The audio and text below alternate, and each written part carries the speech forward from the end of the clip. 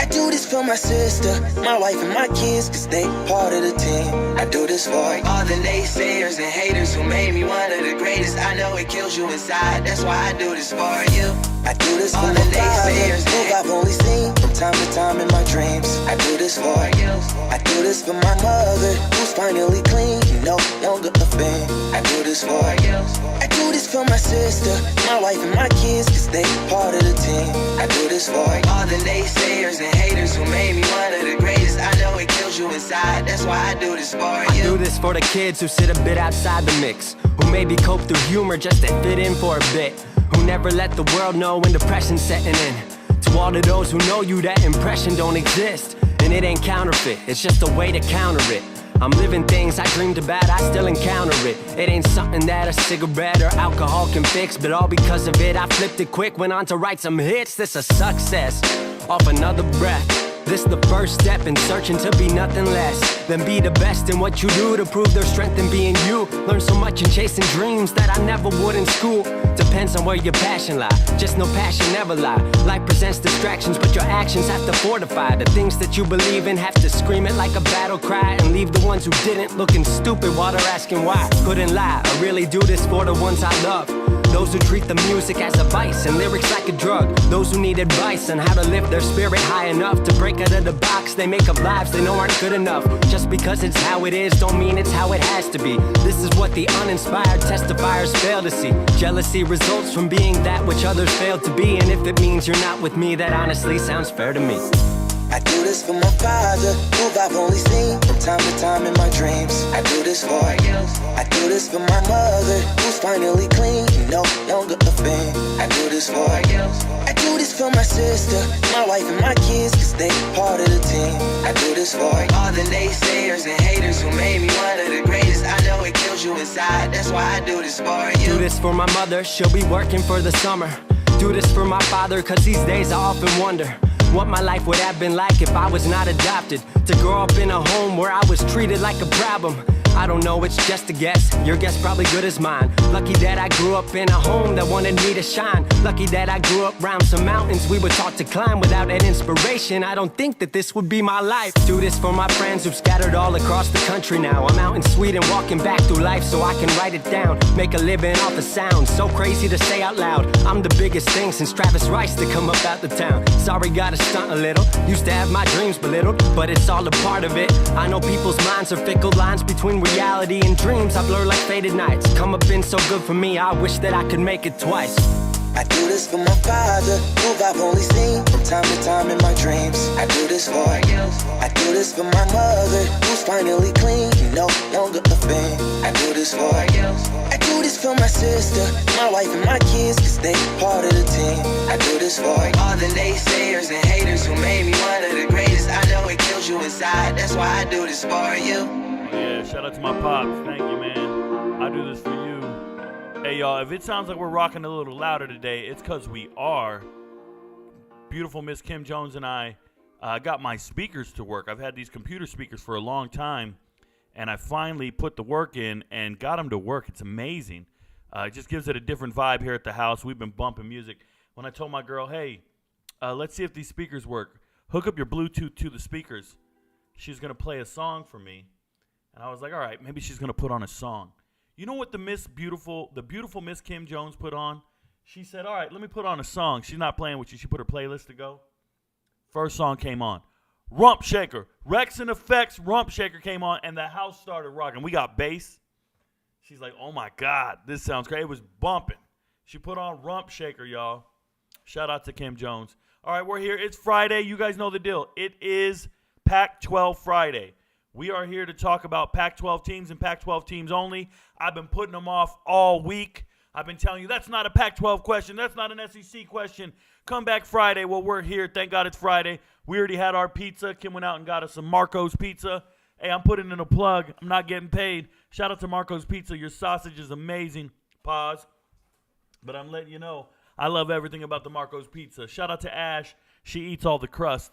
We're just having a good time over here. So let's get into the world of sports. Before I get to the Pac-12, what the hell's going on? Aaron Rodgers was on Pat McAfee today, and Aaron Rodgers had the nerve to say he might come back this year.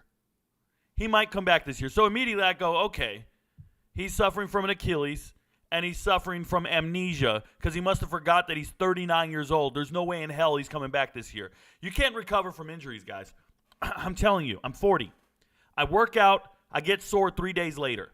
Some days I wake up and my neck hurts.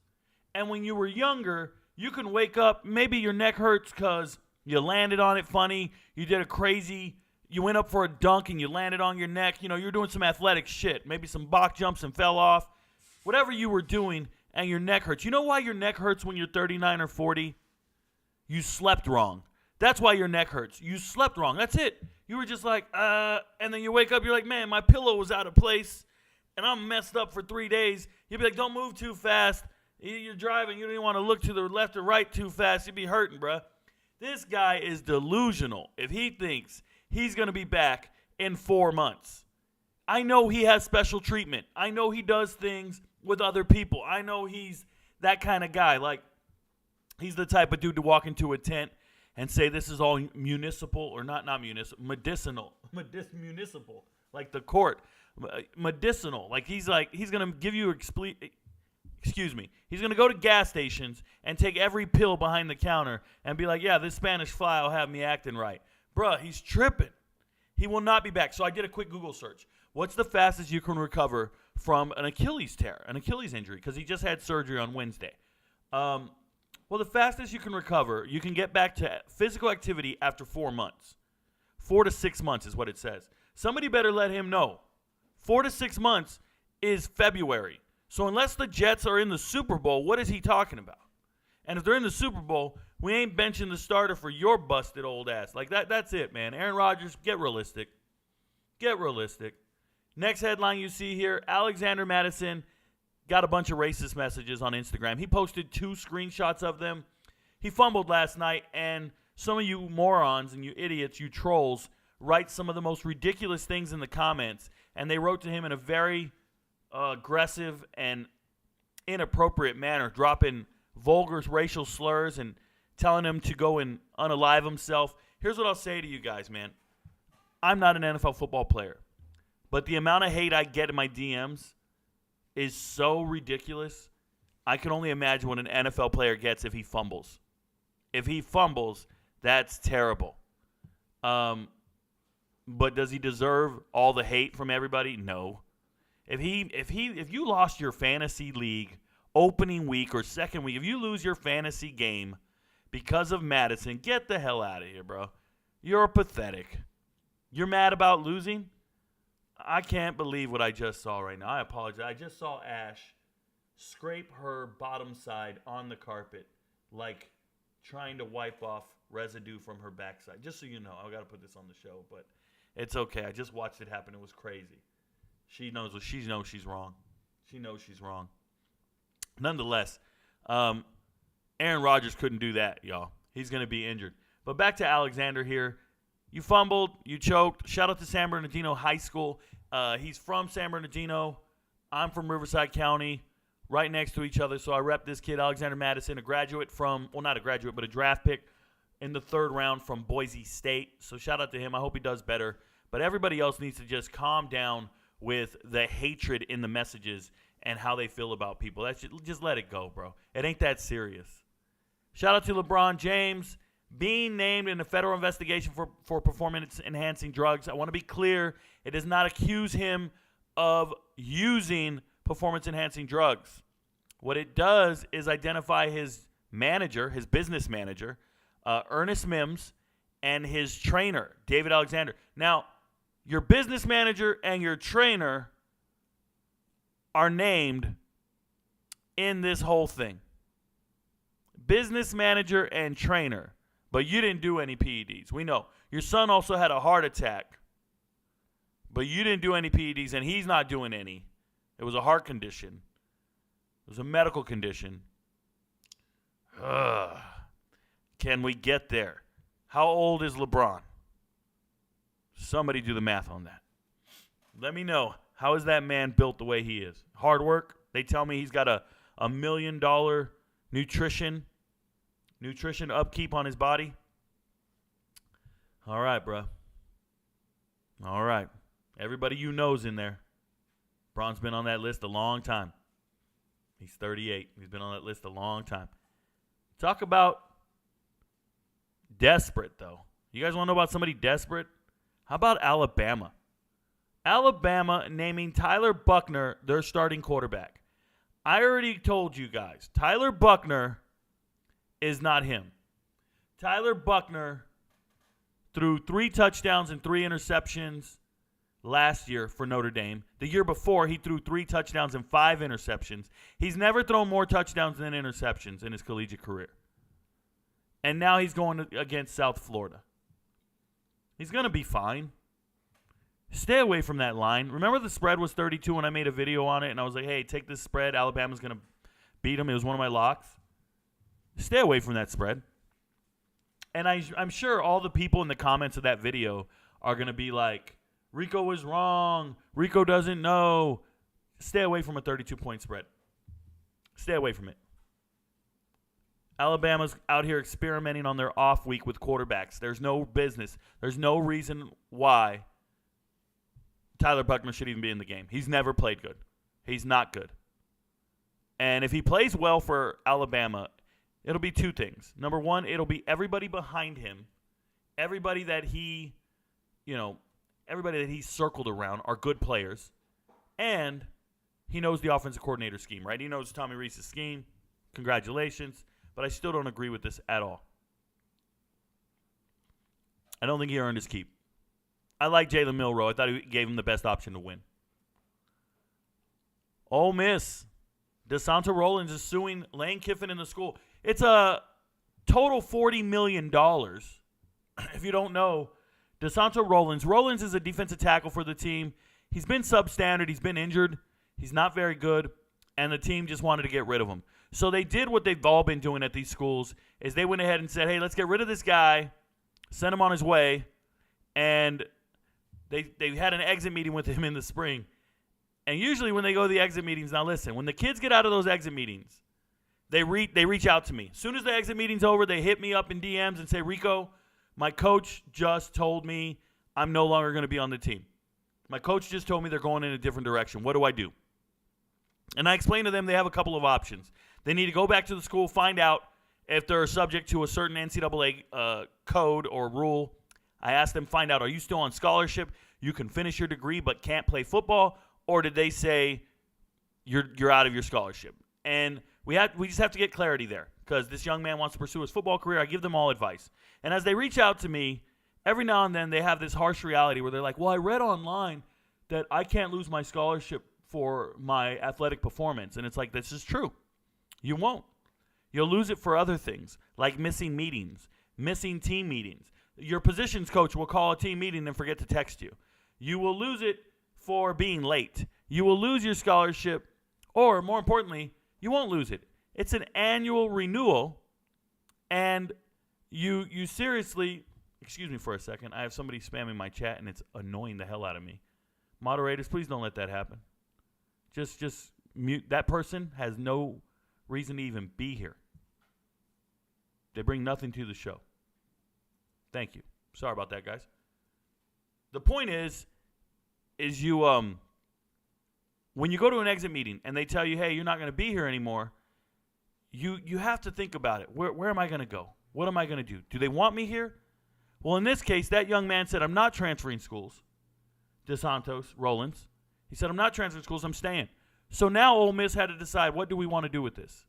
Because we don't have to renew his scholarship. Everybody needs to understand this. Scholarships are annual. If they don't renew them, you didn't lose your scholarship for athletic reasons. They just chose not to renew it. So it's good for the year. Finish your semester. It's spring. You're good. You're just not going to get another one next semester. And that's when the kid panics and jumps in the portal and leaves. Well, Rollins here is trying to beat the system and challenge them. He said, no, I'm going to stay. So the minute you said you're going to stay, what do? You guys, Lane Kiffin says, all right, this kid's not leaving. We're moving a defensive tackle. You're going to scout squad offensive line. They moved him to the offensive line, put him on the scout team, and he's irrelevant from that point. Your career's over. Do what you want to do, but that's what we're doing. And it's a way of processing people out of out of the school, out of the program. It happens everywhere. It's not unique. And unfortunately, these kids all think that when this occurs, it's unique to them. It's not unique to you. It's happening to 15 guys on your team. It's happening to everybody. Remember that, okay? It's ridiculous that this kid would think his situation was unique. So what he did was, after he was told he's got to move his position and change positions, he asked for a break. He said he was having a mental health crisis. Immediately called the weight training coach, the strength and conditioning coach, immediately got set up with a counselor and getting his therapy. He needs a break from the team. And after about 2 weeks, coach keeps calling him and saying, hey, I need to see you. Coach wants to talk to him and find out what his plan is. But every time he blew off coach when coach reached out to him, he kept saying he wasn't ready to sit down with Coach Kiffin. He wasn't ready to sit down. He's still depressed, anxiety, all embarrassment. He said he used all these different terms. And he said it was because he tore his Achilles. Then he had an LCL tear, and his grandmother died. So he was dealing with a triple whammy, 3 things. I'm going to tell you guys, in the Army, we used to deal with this shit all the time. People, bad things happen in threes. It's about resiliency. It's about being resilient and being able to bounce back.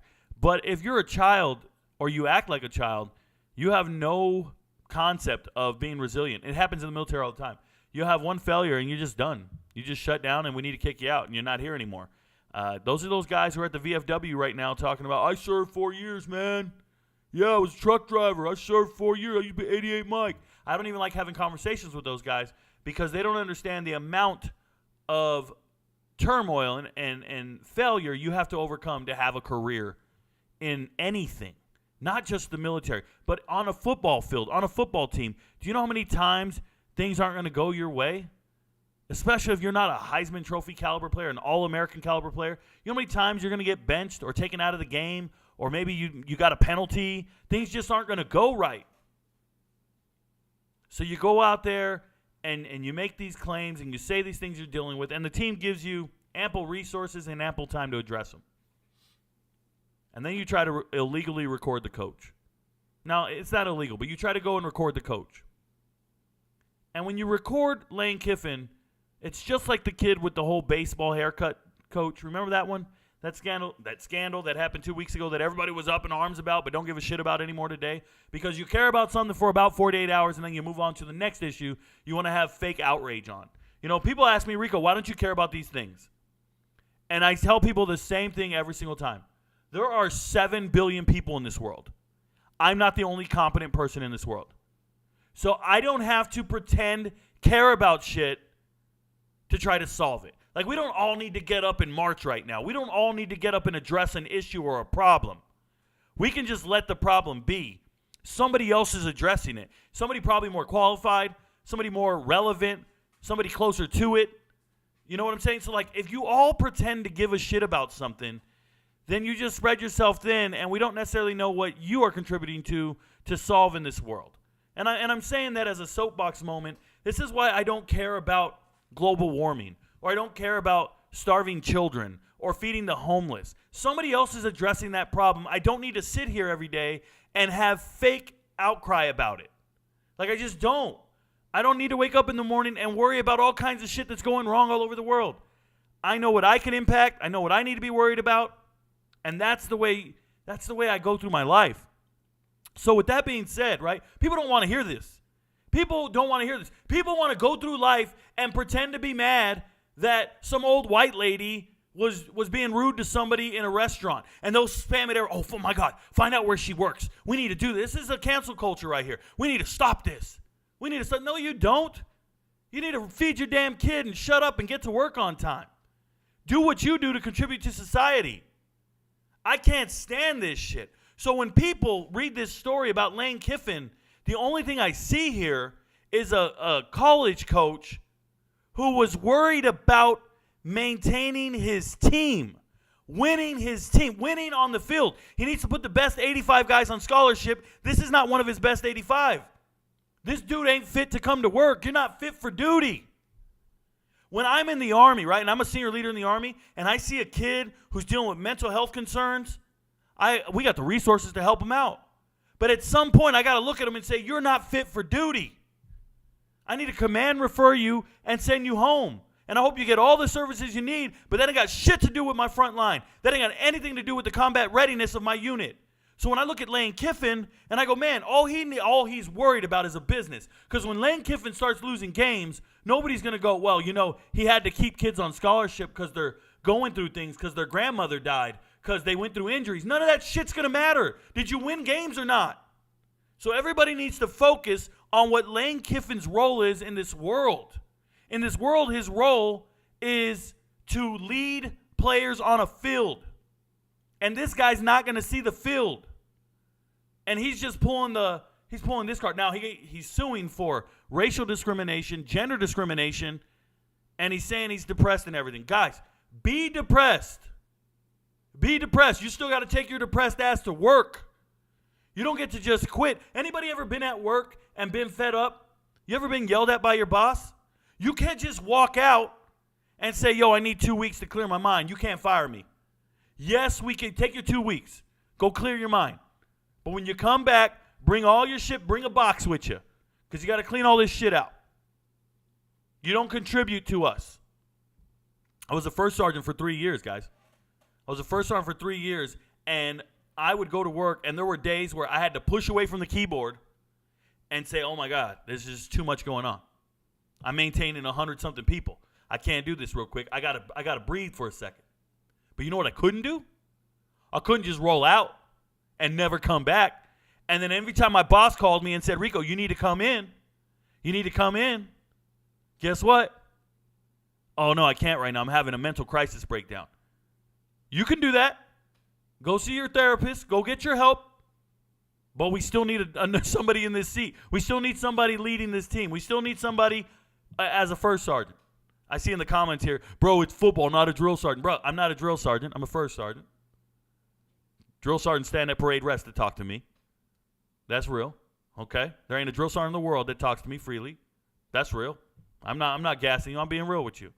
This is real life. This ain't about the Army. This is real life. Any job in this world, you guys can't pull this stunt on somebody. So Lane Kiffin's teaching this young man a lesson. A real life lesson. And what this kid is doing is trying to get paid. And I'm not okay with it. And anybody who sits there and thinks that this is the way it should be, you're not part of the solution. I bet the people who have issue with this, I bet you anything, you guys stand in solidarity with every outrage that happens in America. You guys go around and advocate for every issue in America. Do me a favor. Focus on about 2 or 3 issues that you can directly contribute to instead of bitching and moaning and complaining about everything that's wrong in this world. There's 7 billion people. Let some other people handle it. There's a floating island of plastic in the Pacific Ocean right now. It's as big as the state of Texas. I have no clue what the engineers and what all these guys need to do to fix that shit, but I know the right people are on it. I'm going to focus on something else. Or I could sit here every day and make videos about the plastic in the ocean. It's ridiculous. Stop complaining about shit and focus on what you can contribute to. Next story. Next story. Right on cue, bruh. Nick Rolovich. You guys don't remember Nick Rolovich, former head coach at Washington State? He is suing the university, but he was fired because he wouldn't take the COVID vaccine. He was fired for not taking the COVID vaccine. And now he's hired. Yes. He's the offensive coordinator for the XFL, for the Sea Dragons. The Seattle Sea Dragons. These guys sucked. Their offensive coordinator was June Jones. Hey, by the way, June Jones, former head coach of Nick Rolovich at Hawaii when Nick was playing quarterback. So I like the fact that he got himself a job. I didn't want him to be blacklisted for the rest of his life. He did nothing wrong. Him and 4 assistants, they stood their ground and refused to get a COVID vaccine. I got the vaccine. I did it because everybody in the military was required to get it. But I never really shunned anyone who said, oh, I'm not getting it. I just thought, well, if your job's going to fire you for it, you can do whatever you want. It's a free country. There's consequences for what you're doing. Your job's going to fire you for it. Careful. You're about to lose yourself a $500, $700, and in this case, $4 million job. He lost a $4 million job. He's suing the school for his money. Going to court soon. Congratulations to Nick Rolovich, though. He got himself a job. XFL actually pays coaches all right. XFL pays the coaches a lot closer to coaches' wages than the players are to players' wages. If I'm saying that correctly, I made a video on this. XFL head coaches make money comparable to NFL head coaches and position coaches versus the players in the XFL who don't make money comparable to the NFL players. True story. The coaching staff is paid pretty damn good. Shout out to the Lakers. They paid Jared Vanderbilt $48 million for a 4-year extension. If you guys don't remember Jared Vanderbilt, the reason I know Jared Vanderbilt, all the wrong reasons. This is the same Joker that bought clothes, wore them to walk into the locker room, and then tried to return them. And the store saw that he returned the clothes after he wore them and was like, why are you returning these clothes? We just saw you wear them last night to the game when you were walking in. It's absolutely ridiculous. Stop buying clothes that you can't afford. You don't need to show up in some threads you can't afford. That's crazy. Just get a $10 T-shirt and have everybody think you're a fan of that team. It's ridiculous. So, anyways, hey, remember, it's Pac-12 Saturday or Friday. So let's talk about the Pac-12. Going over last week's results.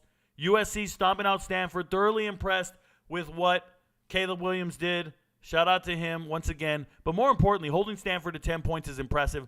USC wasn't holding anybody under 20. They're doing things the right way. They score so much that their defense is just out there. It gives them opportunities to be scored on. So shout out to them. But Caleb Williams looks flawless right now. I think he's got 12 touchdowns, no interceptions. It might even be more. It might be 15. Washington stomping out Tulsa. Good game. I'm impressed with Michael Penix Jr. picking up right where he left off last season. Has the best receiving core in the state of Washington. and I can't blame him. Utah looked pathetic against Baylor. Got it done, but my goodness, does Utah look terrible. And when I see Utah look that bad, that's why I dropped them in my top 25. More importantly, it made me think about how bad is Florida. If Florida lost to that Utah team, that's terrible. And shout out to Baylor being one of the best 0-2 teams in the country, losing to UTSA or losing to Texas State and Utah. I think Baylor is one of the better 0-2 teams in the country, probably the second best. But shout out to them.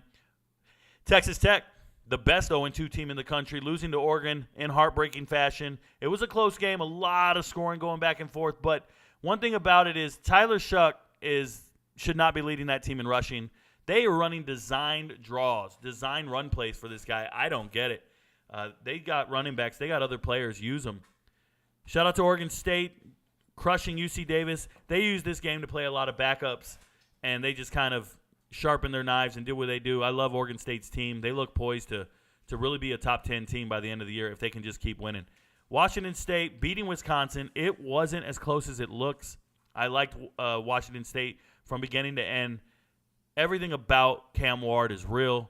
Washington State's got a senior Latin team. Love the receivers. Love the team. I actually did a review on this. Showed it to all you guys. Colorado, Nebraska. It felt like Colorado was playing a bad game. And they were still better. They were still winning. I told you guys Colorado starting 22 is comparable to anybody in the country. I believe that. I've said it all off season. I love Colorado's roster. I love their depth. Everybody always talking about they don't have depth. Dude, I love their depth. I love their roster. I love the fact that they can just get it done. Xavier Weaver going for 170 when nobody even noticed. That was the quietest 170 you'll ever see because there's so many stars all over the field. Love what Colorado did against Nebraska. At the same time, Jeff Sims, you are gross. Mississippi State and Arizona. This is an unfortunate game for Arizona. They should have won this game. 2 missed field goals, you lose in overtime, and you threw 4 interceptions. But that's a credit to Mississippi State. Their defense was shutting down things. It's a different offense for Mississippi State. They're not out there airing it out. They're going to always be in these battles. They have a really good defense, guys, because Arizona's offense is explosive. I like Mississippi State. They got it done. Too bad for Arizona. Talk about getting it done. I went back and watched UCLA again this morning. Super impressed with what UCLA is doing. It's Dante Moore's world, and we're just living in it. True freshman. Finally getting the start, getting the bulk of the carries, the bulk of the snaps, and just dominating. TJ Harden leading the rush. Steele was the backup running back, right? The transfer from Ball State. Carson Steele is a 1-2 punch that'll just knock you out, and Dante Moore was clutch. Made San Diego State look hapless. I think UCLA is a top 25 team, and they're not ranked. I think they're a top 25. After watching them, I don't know 25 teams better than UCLA. I really don't. Auburn and Cal, I watched this game. It was hard to watch. They say a lot of defense, but it was just a lot of bad offense. Sam Jackson coming back from injury, taking the starting job over from Finley, and Finley looked good week 1 against North Texas, obviously. But Cal looking terrible against Auburn. Auburn did not look good either. Peyton Thorne left a lot to be desired. Jackson, I think he threw 2 or 3 picks. The whole thing was just, ugh. Shout out to Rivaldo Fairweather, the transfer from FIU, actually scoring a touchdown. Jaden Ott for leading and rushing. And then Oklahoma State and Arizona State, I told you guys take the under. These teams can't score on each other, and it was a fact. We hit on that. I want to go up here and look at some of these box scores before I go to the following week. Yeah, I just wanted to show you guys. Lamson for Stanford was the starting quarterback. If you guys don't know, Lamson's a transfer from Syracuse. So he was at Syracuse backing up Schrader, and he was actually fighting for third string with Carlos Del Rio Wilson, the transfer from Florida. So they're all up at Syracuse fighting for playing time. And Lamson actually beats out Carlos Del Rio Wilson this spring in spring ball. So everybody's like, hey, Garrett Schrader was injured during the spring. Lamson's the new starter.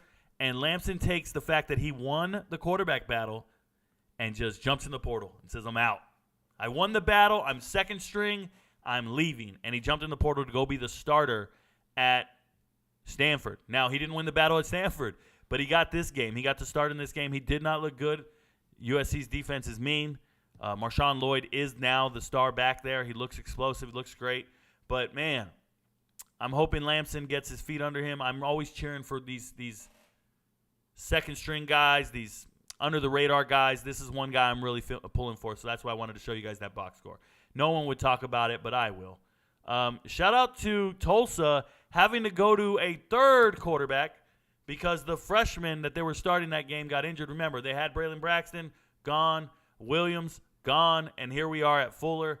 Tulsa's going to have a long season. They got no quarterbacks. They can't stop anything. Shout out to Washington for putting the hurt on these boys.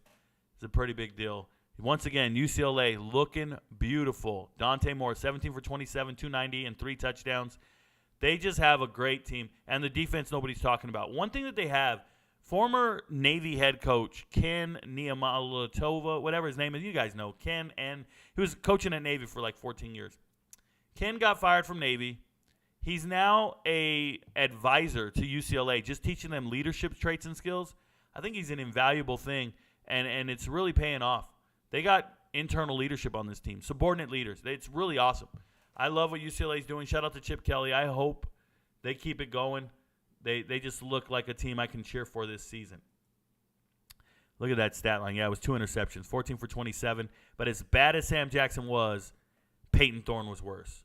And Jarquez Hunter, 11 carries, 53 yards, left a lot to be desired. You should be able to put 100 yards up on Cal's defense, and he couldn't do it. And Cal had this game won. You see this. Cal had the game won the whole time until the end, which is when it matters, right? Why is it always in the last place I looked? So here we go. Sam Jackson says he's getting in line to take responsibility for the offense. Well, you got to take it. You got to take responsibility for losing. Okay? The fact that the offense scored 48 fewer points than the week before is all because of him. It all falls on him. Now, if you guys ever get a chance to watch Sam Jackson the fifth play, watch. He's explosive. He's fast. He's doing all the right things. I love the way Sam Jackson plays football. He's just a hell of a player. So watch him. He's the Cal quarterback. He's a transfer from TCU, former third-string quarterback. Loved everything about him. And it's just having a new quarterback, you're going to struggle. And it's his first time starting. Talk about struggling with a new quarterback. Jaden Rashada struggled. He couldn't handle Oklahoma State. I told you guys Ollie Gordon's the workhorse here. Ollie Gordon's going to be the reason Oklahoma State wins this game. Told you guys about Deshaun Stribling. Same thing happened. Both these guys dominated this game, and that's where they were able to win. But Rashada played bad. 16 for 29, 167 yards, 1 touchdown, 1 interception. Just played bad. There's no other way around it. And it's going to happen. You're going to have some bad games as a young player. You're going to struggle. And you're playing against a pretty good secondary at Oklahoma State. Okay? Now, next week's games. This weekend's games coming up. PAC12. Weber State and Utah. If you saw the line on this, be careful. Stay away from it. I believe the line might be 7.5. Utah is a top 12 team. I got it. Weber State has been in the FCS playoffs the last 2 years. Weber State's not punks, bro. And Utah's having quarterback problems. I don't think Utah's the 12th best team in the country. You guys saw my top 25. I didn't have them at 12. Okay? This is a scary game to me. Just leave it alone. Just walk away from it. Oregon State, San Diego State. I think Oregon State's defense is dominant. I think they can really shut down San Diego State. I don't know what the over-under is, but I just feel like whatever that spread is, it's probably too big. It might be like 28.5. But Oregon State can really shut down San Diego State. So if you can take a bet on like first half or just specifically betting on San Diego State as a team, just pick them to do nothing. Pick them to do as little as possible, right? Whatever the under is for halftime or the whole game, just solely in San Diego State individually. Idaho and Cal, leave it alone. People think Idaho's going to win this game. They're not. Idaho is good. The strength of Idaho is throwing the ball. I love everything about Idaho. They obviously blew out Nevada last week, but Cal can shut you down. Cal will outscore you as well. They're just really athletic. Cal has a great secondary. They really do. Their secondary is very respectable. You saw Auburn couldn't throw on Cal. Well, neither can Idaho, okay? And Auburn has better receivers. Washington and Michigan State, everybody's talking about this game. I leave it alone. The spread's just an obtuse number, 16.5. I don't like it. Just leave it alone. Washington is the better team. We know that. Just enjoy the game. Learn about the teams. Northern Colorado, going to get the brakes beat off of them by Washington State. I don't know the spread. UCLA, same thing. Hawaii and Oregon, leave it alone. Guys, you don't need to be betting on Pac-12 games. No, you don't. Sacramento State and Stanford. Everybody's saying Sacramento State with the upset here. Everybody likes it. If you don't know, Sacramento State is a good FCS team, but their star running back transferred out. Right? Scadaboo is now the starting running back for Arizona State. They do have Fulcher. He's their star running back now, now that Scadaboo left. And they lost their head coach to Stanford. Troy Taylor is at Stanford now. He's the head coach there. Is this like a revenge game for taking our coach? I don't know. I just don't see that happening. People are all talking about the upsets or whatever. No. If you're going to go with an upset, you go with Colorado State to cover the spread. If you want an upset, go with Colorado State to cover the spread. I think Colorado State can score. I think they can score, and people don't realize it. I realize it. I've watched them. I know their receivers. I know they're professionals. I know they're great. Torrey Horton's real. And I watched Colorado State put up 20-something points against Washington State, who's a top 25 team. Okay, Colorado State can score the ball. They do have a true redshirt freshman quarterback starting in BFN, Braden Fowler Nicolosi. I love the kid. He's a great high school quarterback in Texas. It'll be his first start. But just hear me out. Colorado State can score. I love Colorado. I love everything about Colorado. But if you're going to go out there and think they're winning by 50 just because they made it personal, as they're all saying, those guys who made it personal don't play on the field. The players do. And this one, I love Colorado, but I think they win by 20. I think Colorado wins by 20, and they don't cover. But they could. I think just enjoy a hell of a game in the middle of the night. Fresno State and Arizona State, stay away from it. Love Mikey Keene and what Fresno State's doing. I think they're favored by 3. I think they win this game, but you never know, man. You never know what can happen there. Fresno State and Arizona State. By the way, Mikey Keene is from Phoenix, Arizona, so he's returning home where he's comfortable. Probably have a lot of family in the stands. Fresno State looks good. The game I do think, the Pac-12 lock of the week, is UTEP at Arizona. I believe the spread is 28.5 or 27.5, one of the two. It doesn't matter to me. Arizona blowing out UTEP. That's my call. That's how I feel about it. It'll be 11 o'clock at night. You won't even get to see the results. You might go to bed. But I got Arizona blowing out UTEP. So there you go. Let's go take the questions. Let's go to chat. Hey, before we get into chat, I'll get into it right now. I got into TikTok yesterday, and shout out to TikTok. We currently have over 200 people watching us on TikTok. I don't get paid from you guys watching us at all. If you want to help support the channel, just come over to YouTube. Click the link in the bio, or go to YouTube and search Rico Knows and join the live stream. You can see the chat. You can see the ticker. You can see the graphics. You can see everything. And what I want to explain to you guys is that's how I'm going to make a living, right? I make a living by doing my live streams on YouTube. That's what pays my bills. And one of those things I had to do was decide, am I going to do this full-time? Am I going to study this and provide everything full-time? And the answer is yes. So I created memberships yesterday. I announced them on TikTok and YouTube.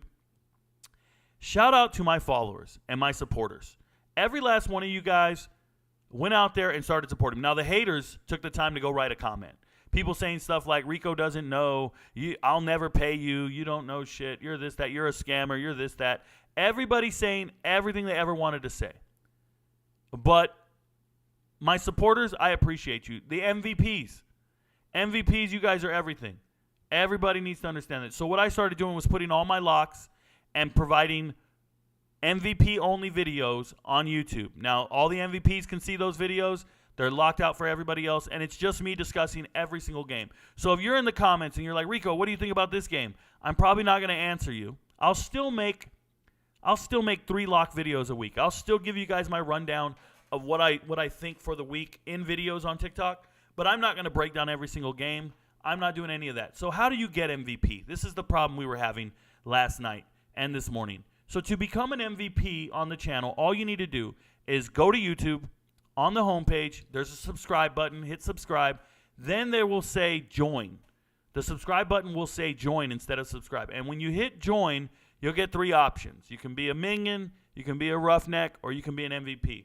Now, if you're an MVP, you're going to get access to the private videos. If you're an MVP, you'll get all my spreads and all my takes on every video. But remember, if you don't see the join button there, it's because you're using an Apple product, and Apple and YouTube are beefing. I don't know. There's some compatibility issue there. You won't see the join button. So then you can't get the MVP. What you have to do is use a desktop computer, laptop, desktop, whatever, or you have to use an Android device. Once again, it'll say join on the Rico Knows homepage. So every single person who's figuring it out, and there's quite a few of you figuring it out, joining the membership, I appreciate you guys. There'll be the prices there. You guys can see what's going on. Anybody else who says this won't work, like I saw a guy write over under on Rico Knows memberships 1.5. Like everybody thinks we're going to fail here. Guys, I didn't do this as a money grab. I didn't do this in a panic. I did this to kind of weed out all the requests. I get far too many requests every single day. I can't appease everybody.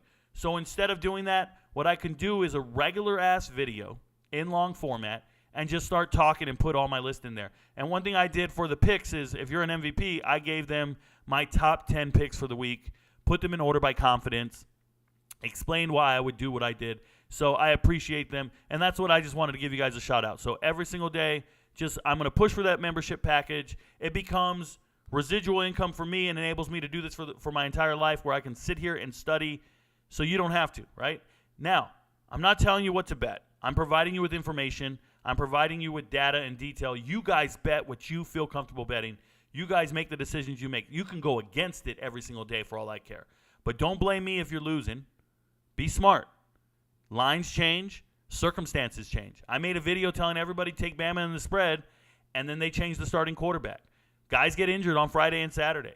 Please keep checking and checking. I'm posting videos for the MVPs as often as possible. I might have posted 4 or 5 in the last 24 hours. Just talking and just putting it out there. And it's an ongoing conversation. The MVPs are more than welcome to write in the comments and ask me questions. One gentleman wrote, and he was like, hey, Rico, what about this team? And I was like, oh, my goodness, I can't believe I forgot. That was a line I mentioned earlier in the week, and I accidentally left him out of my top 10. You got to read the comments. Be on top of it. Listen, if you don't read the comments and you don't do the due diligence and you don't search for the information that I'm providing, you don't care about your money. You don't care about your money. And I know a lot of people are saying, Rico, I can't afford the MVP. Then don't buy it. Watch the videos. Get the free picks. Get the free takes. Watch the live streams. I say everything I'm going to say. I go over every single game. If you watch the live streams every day, you'll hear every pick and every team I'm talking about. Don't spend money you don't have. But for those of you out there who are betting hundreds of dollars on these games, I'm asking for $25 to share my mind and give you the input. Think about it. All right. Off the soapbox. Thank you guys for being here. Shout out to all the members. I'm going to give everybody a shout out in just a second. And I'm obviously going to go through my super chats. Ryan Rossellini says, what's Cal going to do at quarterback going forward? That was a hot mess Saturday. So, Ryan, I just talked about it. I think they're going with Sam Jackson no matter what. They're just chalking it up as a loss. They just know he's much better than Finley. I like Finley transferring in from NC State. He played well. Shout out to Ryan Finley's little brother. But they're probably going with Sam Jackson. Shout out to Lewis Henton, Roll Tide Roll. And then shout out to Marcus Johnson, We got a new MVP. At this point, I'm probably going to give all the shout-outs to all the MVPs. So Marcus Johnson, shout-out to you, brother. Shout-out to Real Sports History. That man is here every day, and he learns a lot. Shout-out to Digital Jared's Asset. Hey, Digital Assets, Jared. This man tips me more than everybody. He's so consistent. He makes my life possible. I appreciate you. Troy Stewart says, and he threw out a super chat here, do you think Washington State has a better defense than Colorado? My answer to you, Troy, is yes. Yes, I think Colorado State has a very good defense. I think it's senior Latin up front. It looks better than Colorado. I think they have a better scheme than Colorado on the defensive side of the ball. I think both offenses are very comparable. Those teams, for me, in the offseason, I said they were both the same to me, fighting for the 6th best team in the Pac-12, and I still feel that way. They're somewhere around 6th and 7th best in the Pac-12, so I like what they're doing, for sure. Shout out to Joe P. Fife. He became a minion. Shout out to that young man. Joe looks aged, but he's a young man. Shout out to John Puentes. Got an MVP package. Congratulations, brother. Salsa Hasia? Dude, I suck with names, brother. Shout out to you. We got a new MVP. Joan P5 just upgraded to the MVP. That's what we're doing. He's out there. He's at Sports Clips. He said, yo, give me the MVP. Oh, you giving out massages? Give me that MVP, bro. Nate Barrett doing that MVP. I appreciate you, Nate. Let's keep going. Let's Go Fins 305. Shout out to you for the MVP. I appreciate you guys. And Troy Stewart just went ahead and said, the hell with the $10, bro. Let me get that MVP. Shout out to all the newest MVPs. When you guys go to the YouTube channel, you'll see the videos. There'll be little locks on them, but you can access them if you're an MVP. Congratulations. And if you have any questions, shoot me a comment. I will always reply. I always do my best. If you have concerns and I'm not replying fast enough, please write me a comment or a direct message on TikTok. I'm very, very responsive. I try. It shouldn't take me long. I'm sitting here staring at my phone most of the time. I got you guys. Shout out to Steve Talbot, one of my admins, one of my moderators. Welcome everybody in. It is Pac-12 Friday. We call it Tupac, by the way, because there's only 2 teams left in the Pac-12. Either way, going out with a bang. Only ask a question once, don't repeat. Remember, RicoKnows.org. RicoKnows.org for the merch. You can go get yourself a hat, a shirt, a hoodie, a blanket. RicoKnows.org. We got our own website. Mark Preston, he's already, you see the little badge he's got and his name is green? He's already part of the team. Mark Preston says, hate to ask this, barring any major injuries, since you are familiar with all the talent on all the rosters, Oregon and USC, Colorado's next 2 opponents, really 2 touchdowns better than the Buffalo. I believe USC is the best team in the country. I believe USC is more than 2 touchdowns better than the Buffalo. I believe USC is the best team in the country. They're my number 1 in my poll, and I'm not getting off that.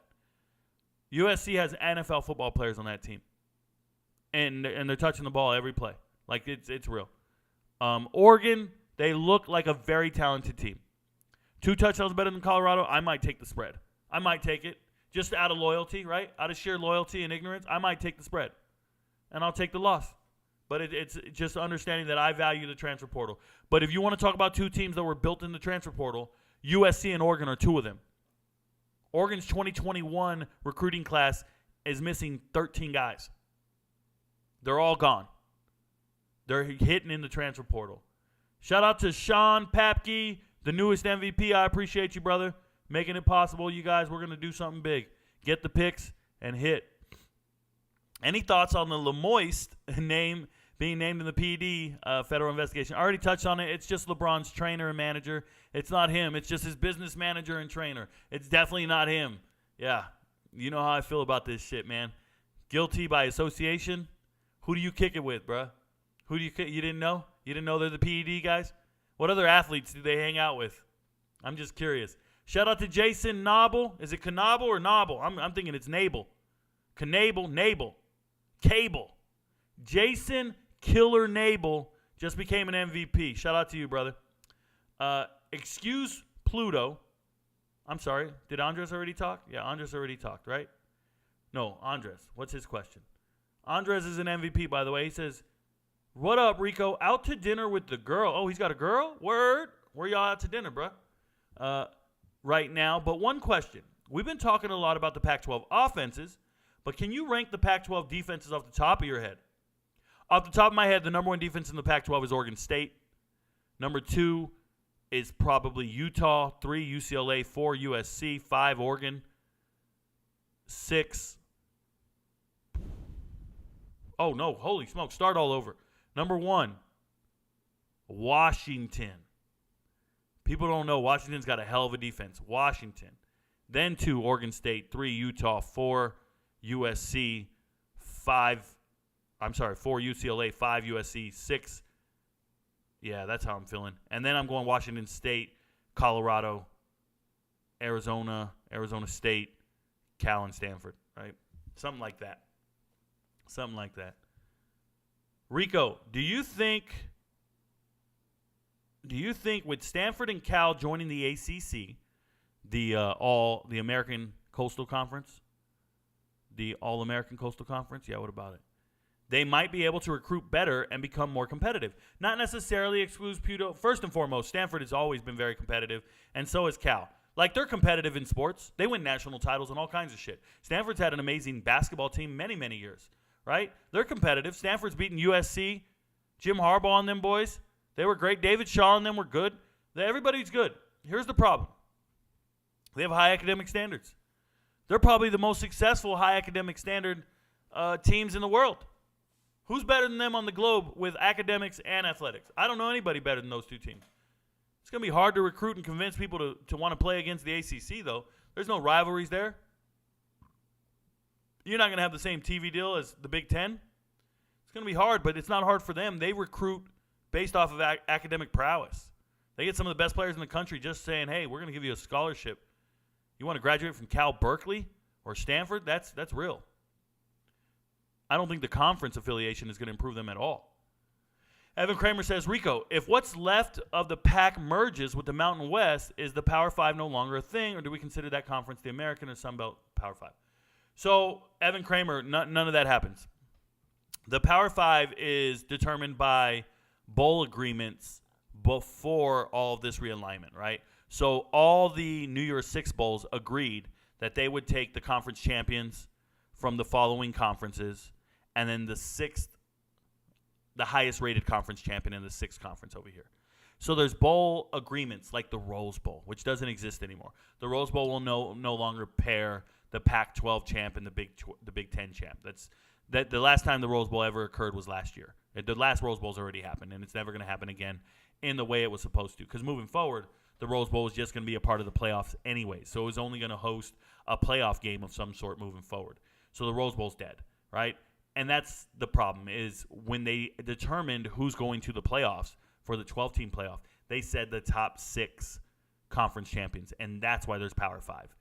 Because they said 6, meaning the 5 big ones, obviously, by default, the 5 highest ranked conference champions, and then a 6th one. But since they got rid of one of these conferences, they're going to go back and rewrite it. There will no longer be a Power 5. It will be a Power 4. Because they won't even give you credit for those other guys. Shout out to Landon Butler. Just became an MVP. I appreciate you. Shout out to Robert. Did I give Robert McNeese a shout out? Robert McNeese is now an MVP as well. You guys are looking sweet and sexy, bro. I believe in you guys. You guys are the real MVPs. You guys know Kevin Durant? All you guys feeding Kevin Durant. So that's the way that's going to work. There won't be a Power 5. Nobody else is going to take over the Power 5 spot unless the bowl games, the bowl teams were to come to an agreement that conference deserves it, and they won't. They won't, because the bigger schools bring more revenue, right? So instead of giving a roster spot or a bowl spot to the Mountain West champ, I don't care how many teams are in there, how good Oregon State is and how good Washington State is, they'd much rather have Penn State or Ohio State or UCLA. They don't care about that. So it's going to be a moot point. They got to go back to the drawing board, and they will. This is why Greg Sankey and the committee said, we're not rewriting anything until the ACC figures themselves out. We're not writing anything until the ACC decides who they're going to take. And then the ACC expedited grabbing Cal and Stanford. And now they'll go back and rewrite the bylaws and the rules for who qualifies for the playoffs. And all it's going to do is go top 5 ranked conference champions and then the next 7 at-large bids. Colorado State over 62. Give me a second. Shout out to Jay Ivy. Jay Ivy just became a minion. Shout out to him, brother. Appreciate you, Jay Ivy. Colorado State over 62. It sounds realistic. It sounds like that's where I would be leaning. I would be leaning over 62 because I feel like Colorado State's going to score, and I know Colorado's going to score. Colorado State could not stop Washington State. They're both very similar. So I think the over sounds right. But I think you'd be really, I think it's going to be closer to 75 on the over-under. So I'm just saying. Feels that way. Did you see USC is averaging almost 1 point per drive? They're definitely averaging more than 1 point per drive. What? They're definitely averaging more than 1 point per drive. Riley, along with all that talent, is unstoppable. This is true. Is their defense actually that much better this year? If so, watch out college football. So, yeah, they're better. They've improved. They got better talented players. They got more depth. But I also think they got a better run game. And when you have a better run game, that kind of slows it down so you don't score so fast. So your defense isn't out there getting exhausted in the second half, right? They just score too fast. Caleb's out there just scoring in an instant. So your defense is out there, got a 3-and-out, or stopped them on a long drive. Or in Utah's case, Utah just marched down and got a bunch of first downs. 8 first downs, got a touchdown. Defense just gets off the field. Caleb Williams gets out there, scores a touchdown in 20 seconds. Now we're back out here on the field again. By second half, everybody's going, man, this defense sucks. No, the offense scores too fast. So what they do, they went and hit the transfer portal, got another running back. Now they got 3 running backs, and they're trying to slow it down a little bit. Trying, but they keep scoring. They got more depth on defense, and they're slowing it down a little bit. Their scheme is changing slightly. So shout out to them. I appreciate them. Willie Bobo says, get at Rico. What up, Willie Bobo? TJ says, what's good, Rico? Morantz was talking crazy earlier, saying he was the better-looking brother. So I have an identical twin brother, Morantz Rants. He looks like he's been awake for the last 10 years, strung out and just stressed about money. That's his problem, man. I don't know anything about it. He thinks he looks better than me. That guy, we've been around each other once in the last 20 years, and I got to tell you, that man has a nice round beer belly. Now I know he's probably getting in better shape. He said he was losing a lot of weight, but he's not built like me, bro. I walk around. I've been working on my man muscles for the last 20 years. I've been training in the world's strongest army, leading soldiers. I'm not one to mess with. I walk around. I'm look at this. I accidentally flex on people, bro. You ever met a guy like that? He's not even flexing. He's just walking around looking like he's going to rip his shirt. That's me. That guy ain't ready for me. And I run. Guys. I run. That guy couldn't run with me if he needed to. He runs to the bathroom. All right, I'll let that go. Tom says, what's up, Rico? How was the run today? Hey, shout out to Tom. Tom knowing. I actually didn't run today. I had a meeting. I had a business meeting. I was on the phone doing a business meeting for the channel and my future, and it's looking pretty damn bright. So I'm pretty excited about that, but that was a long call, and it kind of cut into my workout time. CBB content. Thoughts on Taj Washington's breakout? Whew. So CBB, and everybody doesn't know this, Taj Washington used to play at Memphis. And at Memphis, he had like a good year, like 40, 50 receptions, 48 receptions, somewhere around there. And he had 600 yards or so at Memphis, and then he transfers to USC. Who the hell leaves a group of 5 team and then goes to USC to be a wide receiver? Taj Washington does, okay? Now, the last 2 years, he's been over 50 receptions. He's been in the top 3 on the team in receiving the last 2 years. He's great. It's not a breakout. He's been solid for 3 years. Taj Washington's been a great wide receiver for 3 years. Go look it up. I promise you. Everything I'm telling you is true. He was in the 40s in receptions back at Memphis, and then he's been at USC, gotten over 50 receptions the last 2 years. It's a damn good receiver, if you ask me. That's Brew McCoy status.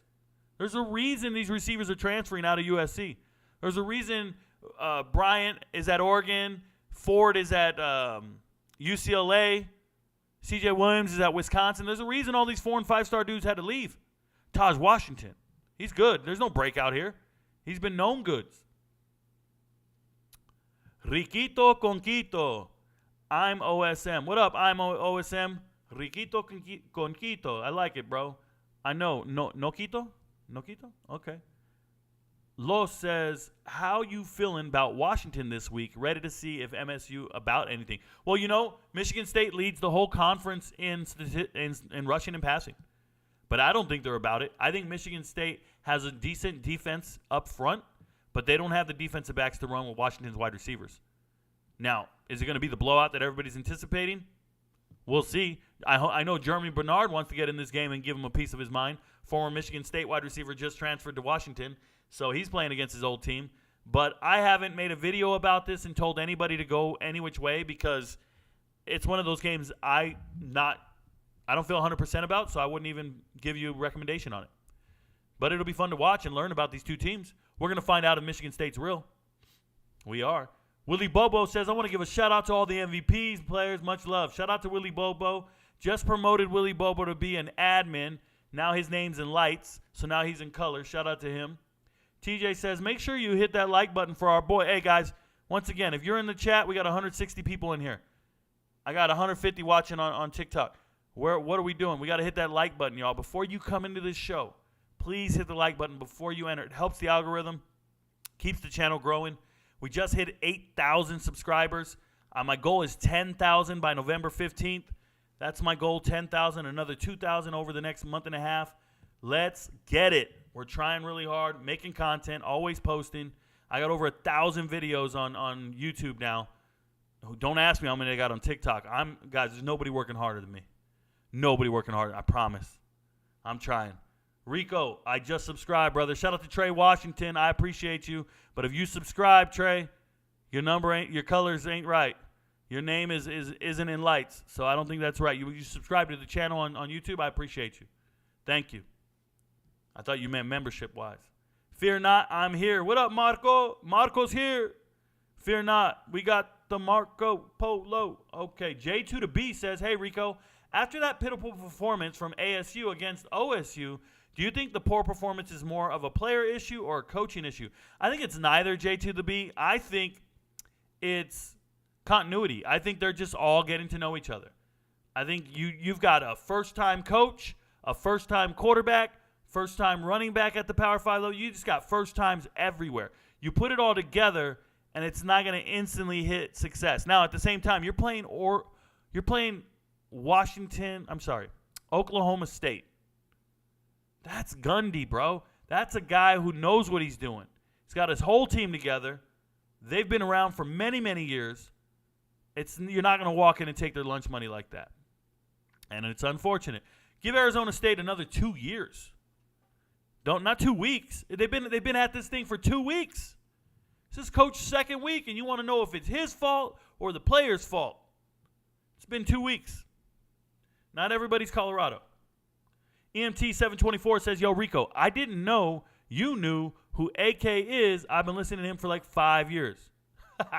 You don't think I know who AK is? Austin. His name is Austin. I've been a huge AK fan. He's a rapper. You guys don't know. Go back and watch the Panda remix. But I've been a fan of AK's for a very long time. I buy every one of his songs. How about that?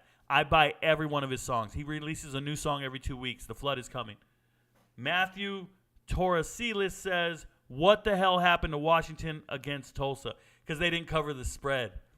I believe Washington pulled out their starters. Washington pulled out the starters and let it go. There was no need to just smash it and do anything wrong. That happens, man. Shout out to Ryan Webb. He just became an MVP.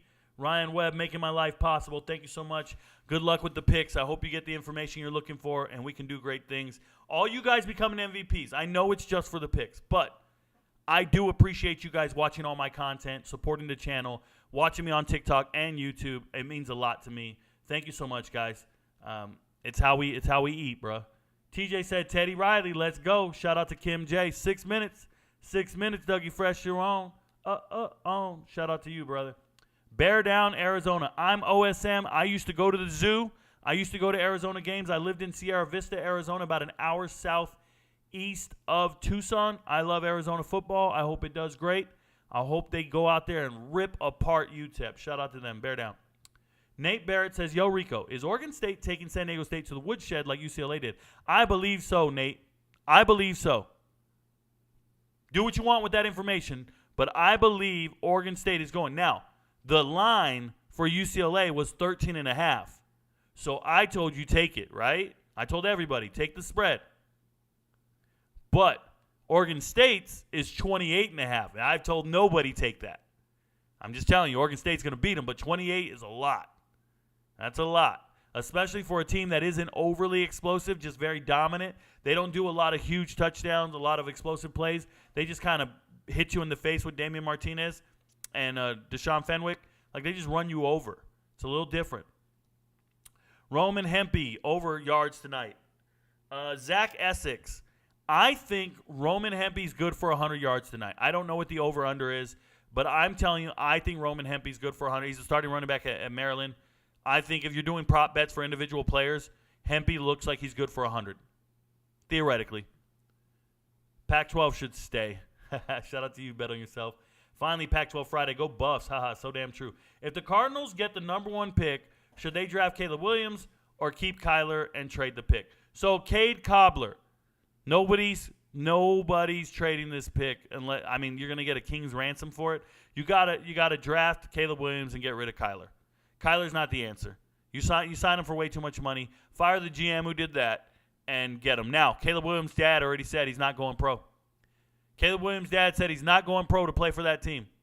He will stay in college and make $15 million at USC.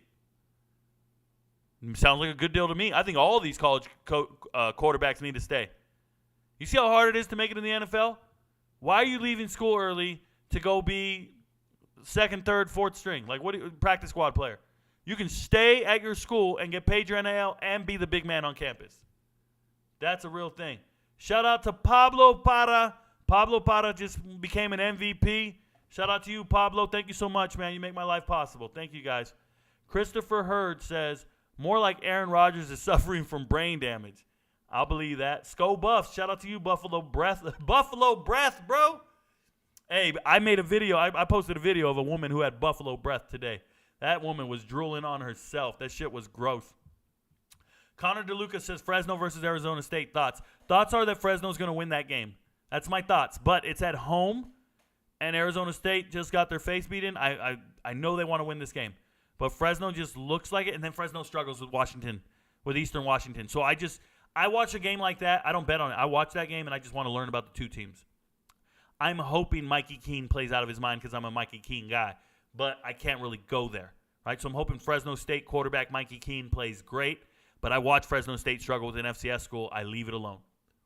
Good afternoon, Rico. What up, David in Arizona? Shout out to Rashawn Speedy Luke. He looks good. If you guys don't know, Rashawn Speedy Luke has been a backup running back for Arizona for a couple years now. Coming out of high school, he was like a state champ in the 100 meters. Rashawn Luke is so fast. I think he was in the Under Armour All-American game, if I remember correctly, and he took one to the house. He's a speed demon, but he's little. Little Speedy Gonzalez. So if you watch Arizona, just remember, I told you, Sean Luke, fast as hell. And I think he played at St. John Bosco. Maybe. St. John Bosco. Facts, 40 is a bro. Yeah, TJ, shout out to you. 40's tough, bro. Marlo Stanfield says, definitely looking forward to the Ross Simmons versus Hunter matchup. Went and watched some tape on him, and he can go. I try to tell you, Marlo, I'm warning everybody. Don't sit here. There's a reason they're talking that mess. There's a reason Colorado State is talking that mess.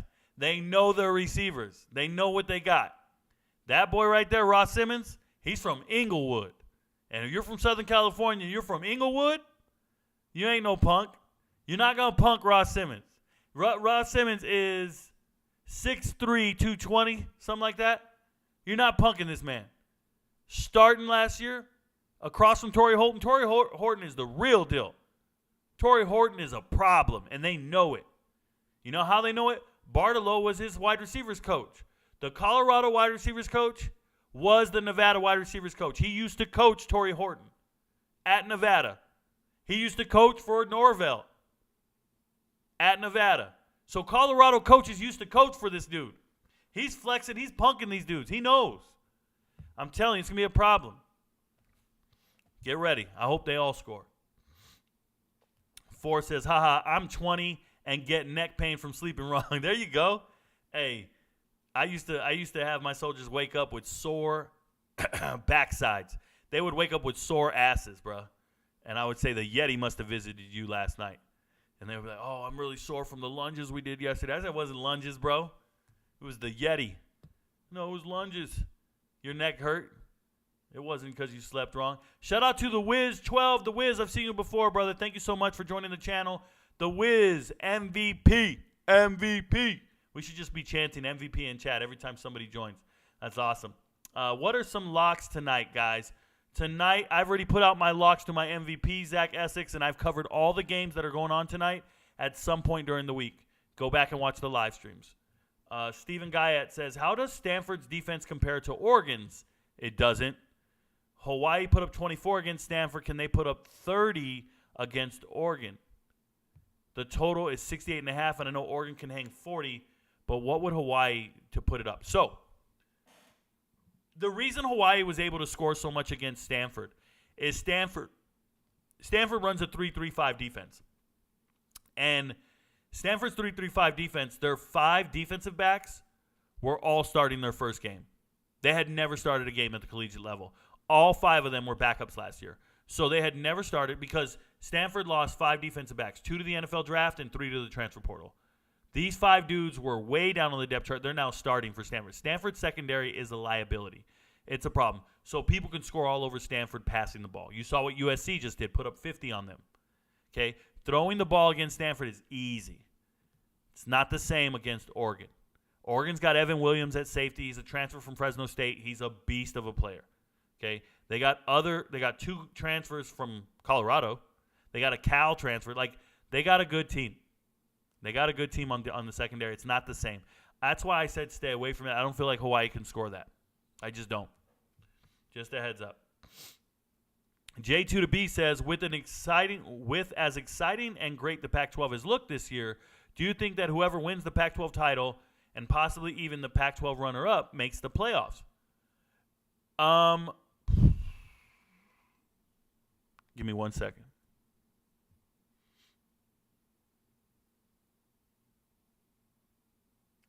No. Nope. Because Washington and USC play each other, and the only teams that have a chance to make it to the playoffs would be Washington and USC, and they would have to fight each other in the conference championship. One of them get a loss, and then they could both go. But outside of that, no. I think the winner of the Pac-12 goes, the winner of the SEC goes, the winner of the ACC goes, and then the winner of the Big Ten. That's how I feel this year. So pick Michigan, Ohio State, one of those 2, or even Penn State, Florida State, Georgia, and then USC or Washington, whoever wins their matchup. That's the way it's going to be. It's going to be brutal. It's going to be a bloodbath. It won't be the 4 best teams in the country, though. Just letting you know. It'll just be the 4 highest-ranked teams. They're not the best. Ray Jones just became an MVP. Shout out to Ray Jones, y'all. Thank you so much, Mr. Jones. Hope you get all the picks tonight. Hope you guys get all the MVP videos. Watch them all. Don't watch one and start making your bets. Slow down. Get a piece of paper out. And, hey, guess what? Don't bet on all of them either. There's 10, 11 picks in there, 10, 11, 12 locks. I think I gave you guys a dozen locks. Don't bet on all of them. Pick about 4 or 5. Throw your chunks at it, whatever you feel comfortable with. Or bet on all of them. Put $20 on each one and see what happens. Just experiment a little. Just letting you know. Everybody is a lot tougher behind the keyboard, not so much in real life. I'm a real-life tough guy. Just letting you know. What's your favorite lock in the Pac-12? Arizona, UTEP. Boom. Colorado fans need to chill with the Colorado by 60 comments. They acting like TCU fans was.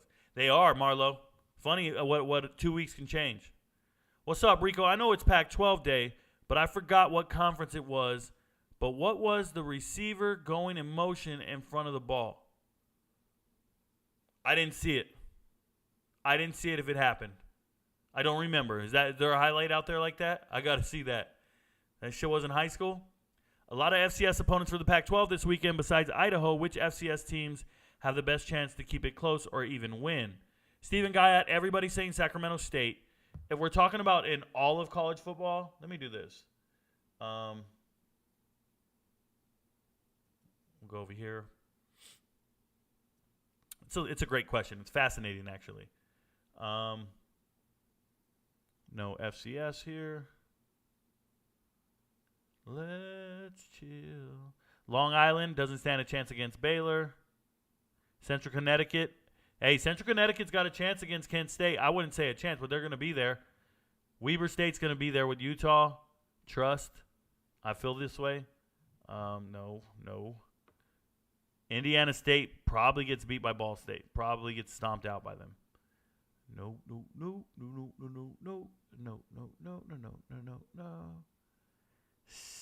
It looks like a lot of ass whoopings, bro. A lot of ass whoopings. Load it up. Load it up. Tarleton State, no. Prairie View. Texas Southern's terrible. Duquesne, terrible. Stony Brook, bad. Stony Brook's so bad, Arkansas State will beat them. Just looking, good looking. Jackson State, Texas State, man. I hope it's a close game for their sake.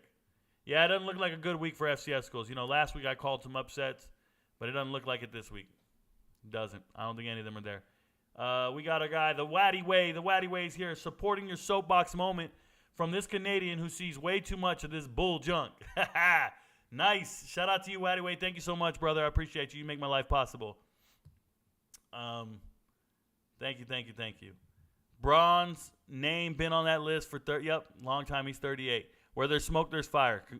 Very true. Stephen Guyat, feel like Sacramento State has a shot. Sacramento State has a shot if they're throwing the rock. If they're throwing the rock, Stanford can be passed on. Braun is on the best Mexican supplements money can buy. Shout out to UTEP, and Texas Tech, their track teams. Supposedly, according to my sources in my inbox, I got a track coach telling me, Rico, I used to coach with this coach, and he now coaches at Texas Tech. And this is why Texas Tech has all the national champions in the 100 and 200, because he's got a pipeline to Juarez. This man is spilling his guts out to me in my comments, I promise you. In my DMs, I promise you. And I said, man, I need more. I need proof. It's crazy.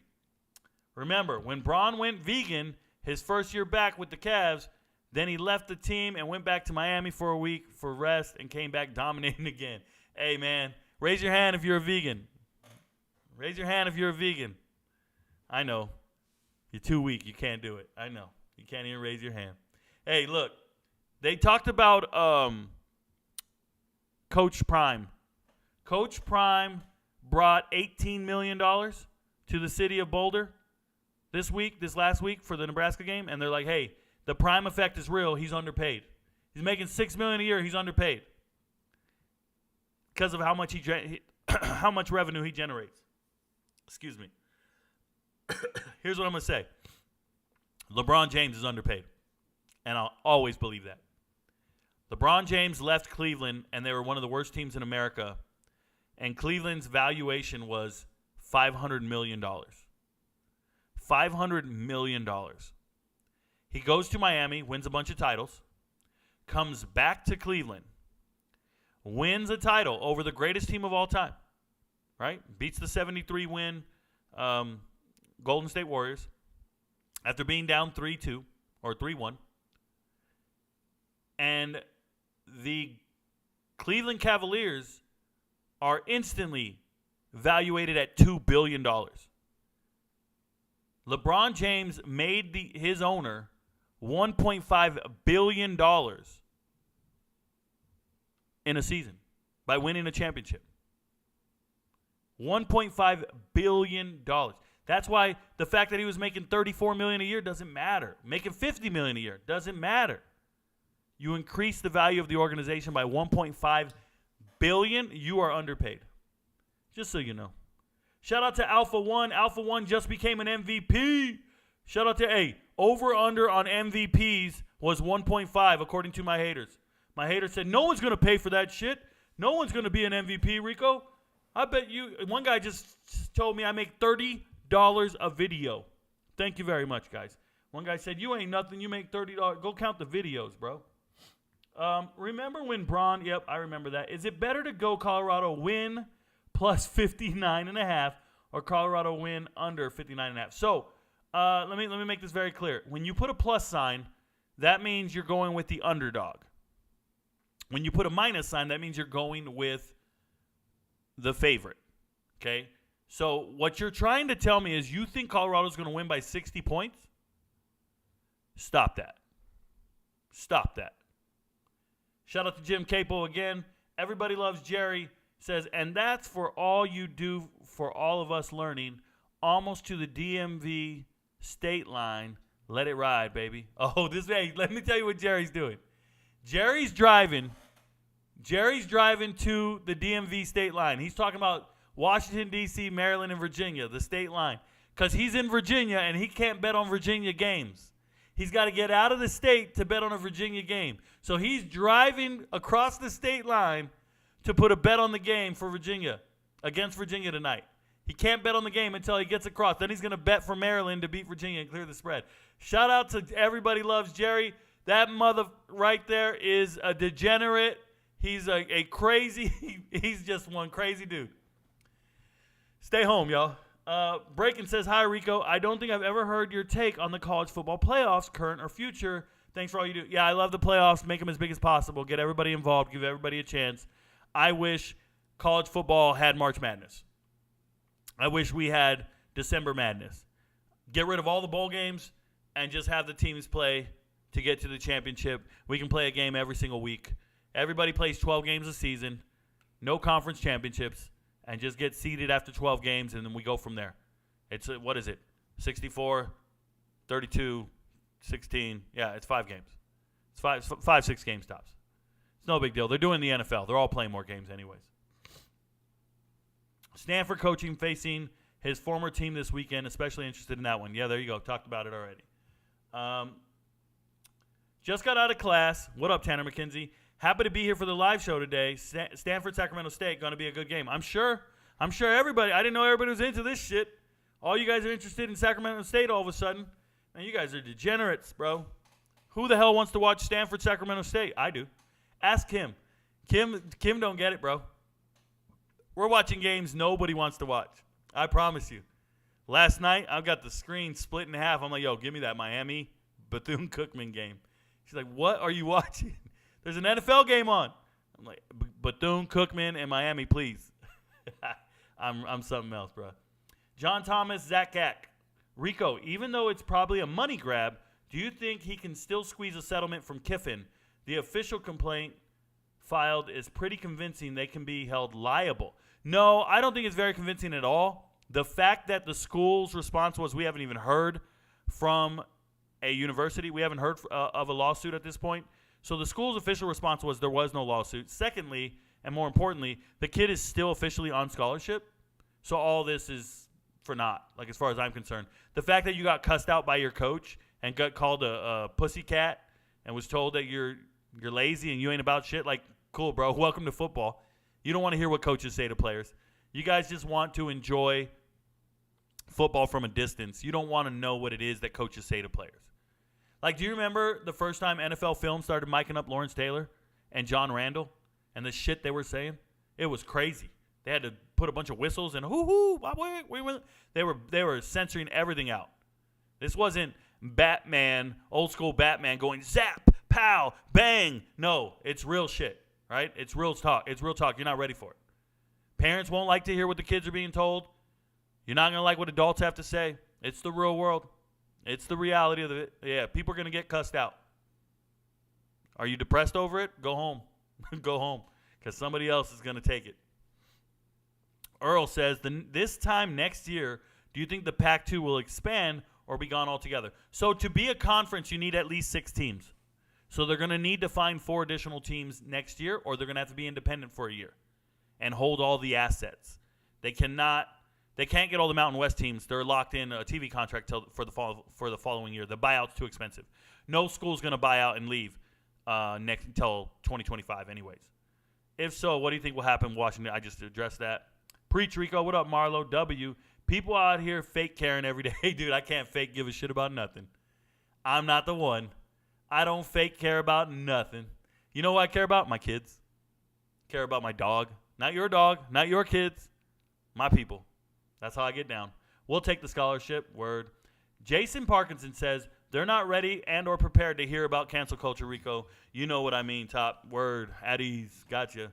Breaking. Amen, Rico. That's right, Rico. Right on. Here we go. I must have been saying some shit. Got everybody saying this. My coach always told me football was life. If you miss practice, you missed your shift on life. Hey, dude, that's a fact. AJ Reed, you know who's not successful in this world? Lazy people. Like, I'm serious. Lazy people aren't successful in this world. That's the reality of the situation. Rico, why are you so good at this? Rico, how did you create your page and get your following? I woke up at 4 o'clock every morning, 5 o'clock every morning, and started posting videos till midnight every day, 7 days a week for a whole year. What? No, I really did that. I really did it. Go check the date stamps. Go check the time stamps. I wake up and I go ham all day long. I had to buy a new computer chair. I broke the other one. It's sitting out front. Wore it out. Got new speakers today. Wore them out. You gotta grind. 7 days a week, nonstop. That's how you do it. If you're lazy, I can't relate to you. You know what? And you know what's crazy? Kim will tell you guys, I don't set an alarm clock. I don't have an alarm. I don't like that anxiety when your alarm goes off and you got to get up. But let's just say you do have an alarm. How many of you hit snooze on your alarm? I don't. I don't know what the hell that is. Snooze, give me a couple more minutes. You're lazy. Put that alarm across the room, bro. Put your phone across the room. Then when you wake up, you got to get your ass out of bed and get across the room. It's habit. Being lazy is a choice. Being lazy is a choice. Break the habit. Stop hitting snooze. You guys have seen me. I've been on live stream. I go running. How many times I go running? Every damn day. I'm on live for you guys running. Who's telling me to run? Nobody. I'm a first sergeant. Who's telling me to run? I got no PT test. I don't have PT. I don't have nothing. I'm not preparing for a 5K or a 10K. You know why I'm running? Because you're not running. That's why I'm running. Because you ain't built like me. Mentally, that's what I tell myself. I'm running. I'm looking around everywhere going, why is that guy walking? People driving by in their cars. Look at them lazy motherfuckers in that AC. The other day, I'm sitting here. It was hot as hell. It was 90 degrees 2 days ago. 90 degrees in Georgia is hot as hell because of the humidity. And I looked at Kim. It was noon. I had just eaten breakfast 2 hours earlier. I said, I don't give a shit. My stomach's full.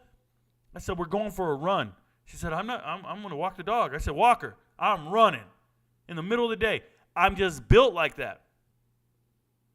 So I hope you guys understand that trying to be lazy is a choice. You choose to be lazy. You choose to do nothing. It's the same thing I tell these kids in the DMs every day. Like, I have 1,000. I counted today.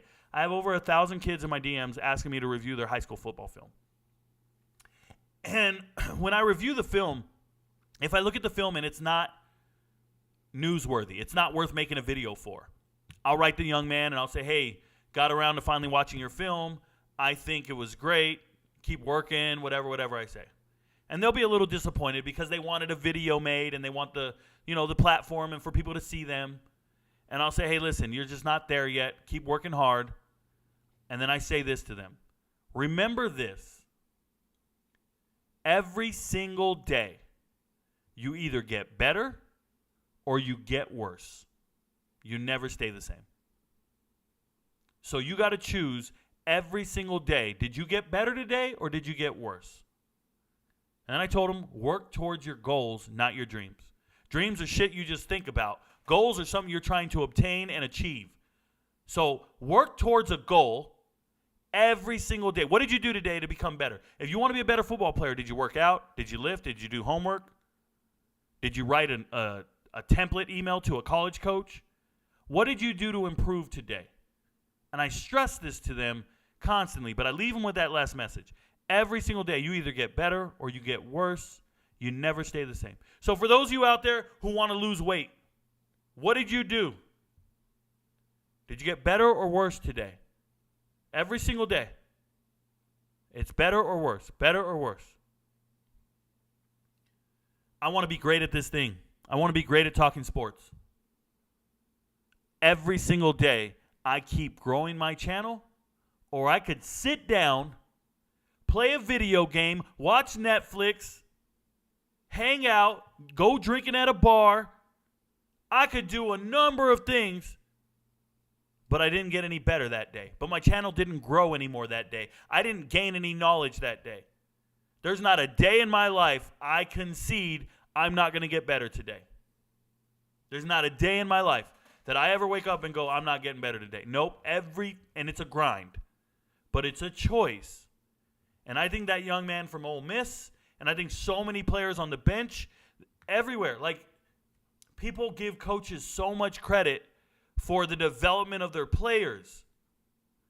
People give so much credit to the coaches for the development of their players. And I think development of a player is 90% on the player.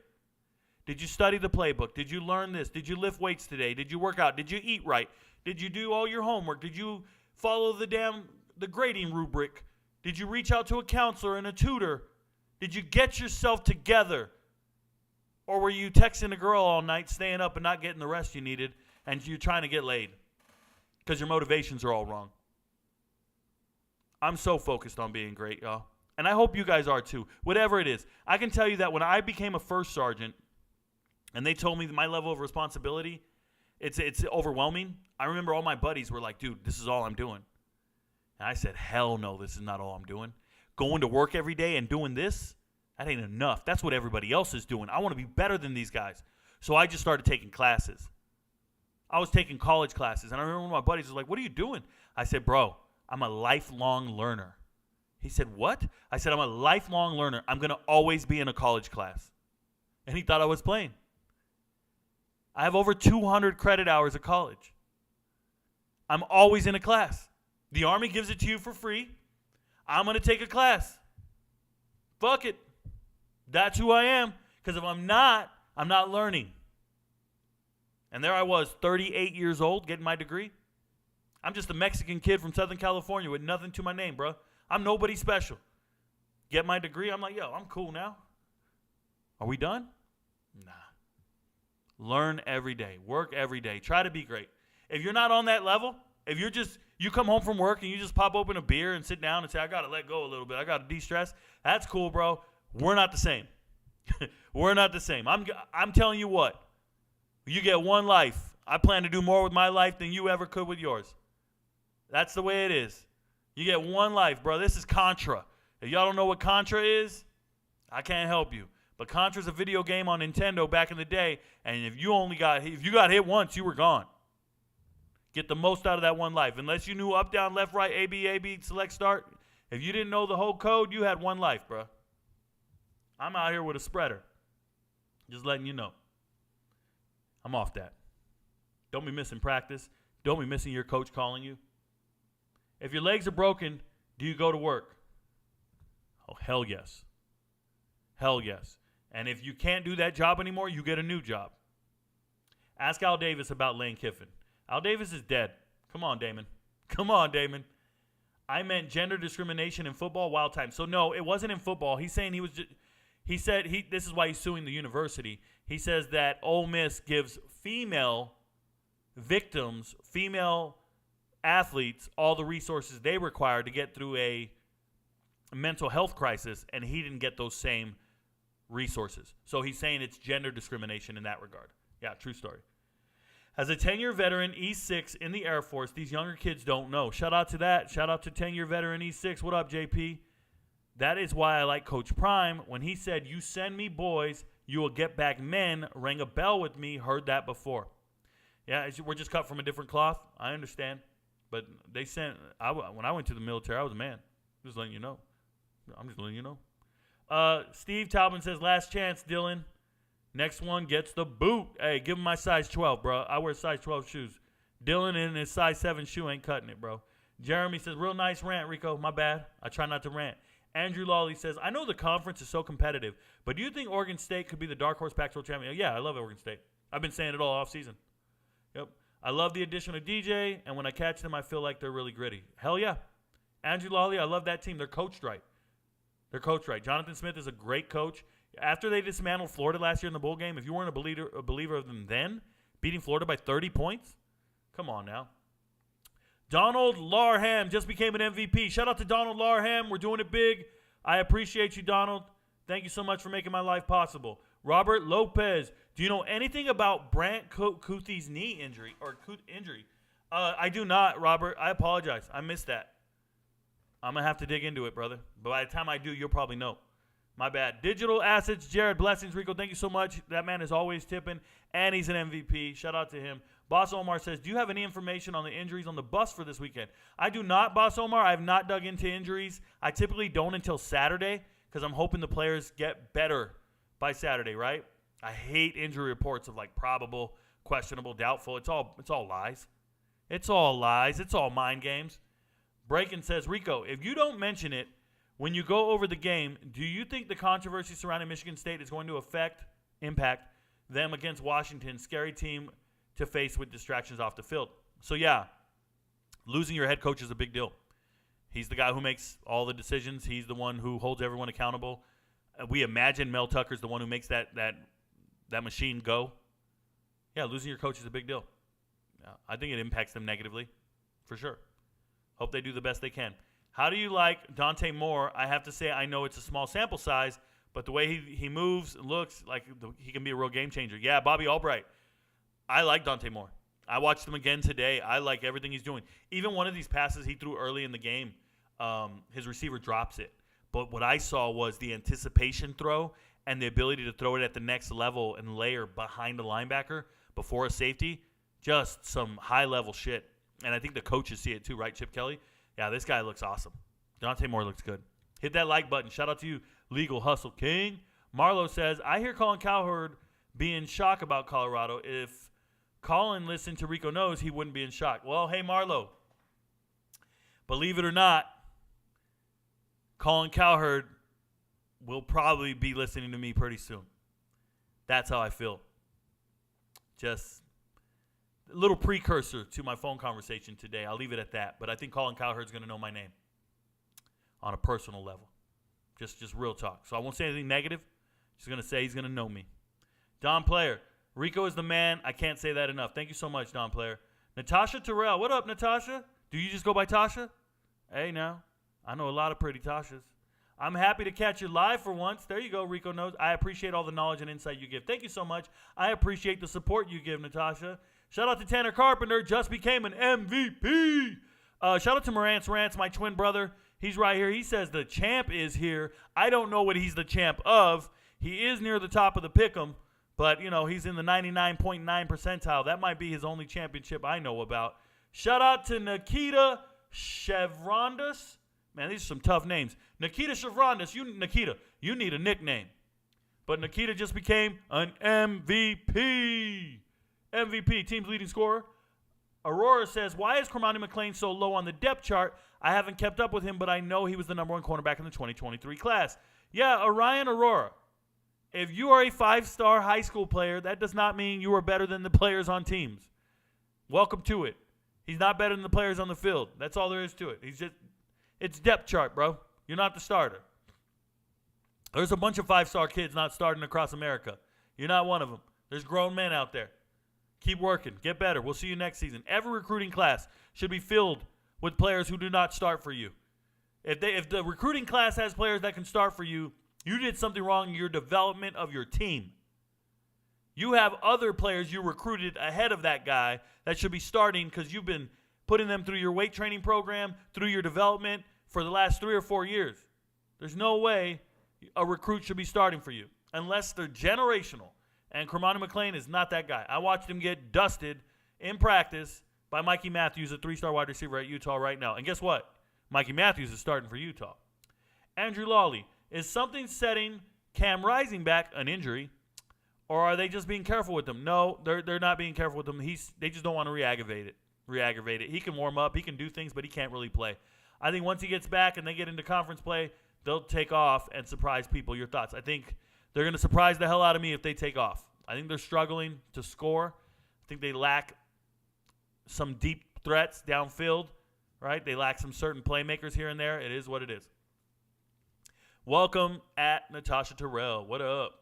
Marlo Stanford. People, listen to Rico. Don't need to. E out here betting on every game. Just enjoy football. Exactly. You don't need to be out here betting on every single game. It's very hard for these people to grasp it. They're like, Rico, what about this game? What about this game? What about it? Bro, you should only be betting on like 5 games a week at most. I know there's hundreds of 5 games a week. Professional gamblers bet. I was talking to a professional gambler a couple weeks ago, and he said he bets 6 times a year. Tries to bet 1 time a quarter, and then 2 other times when he feels some type of way about something. That's it. 1 time a quarter, he makes sure he finds the right moment, and he bets 300,000. And he hits.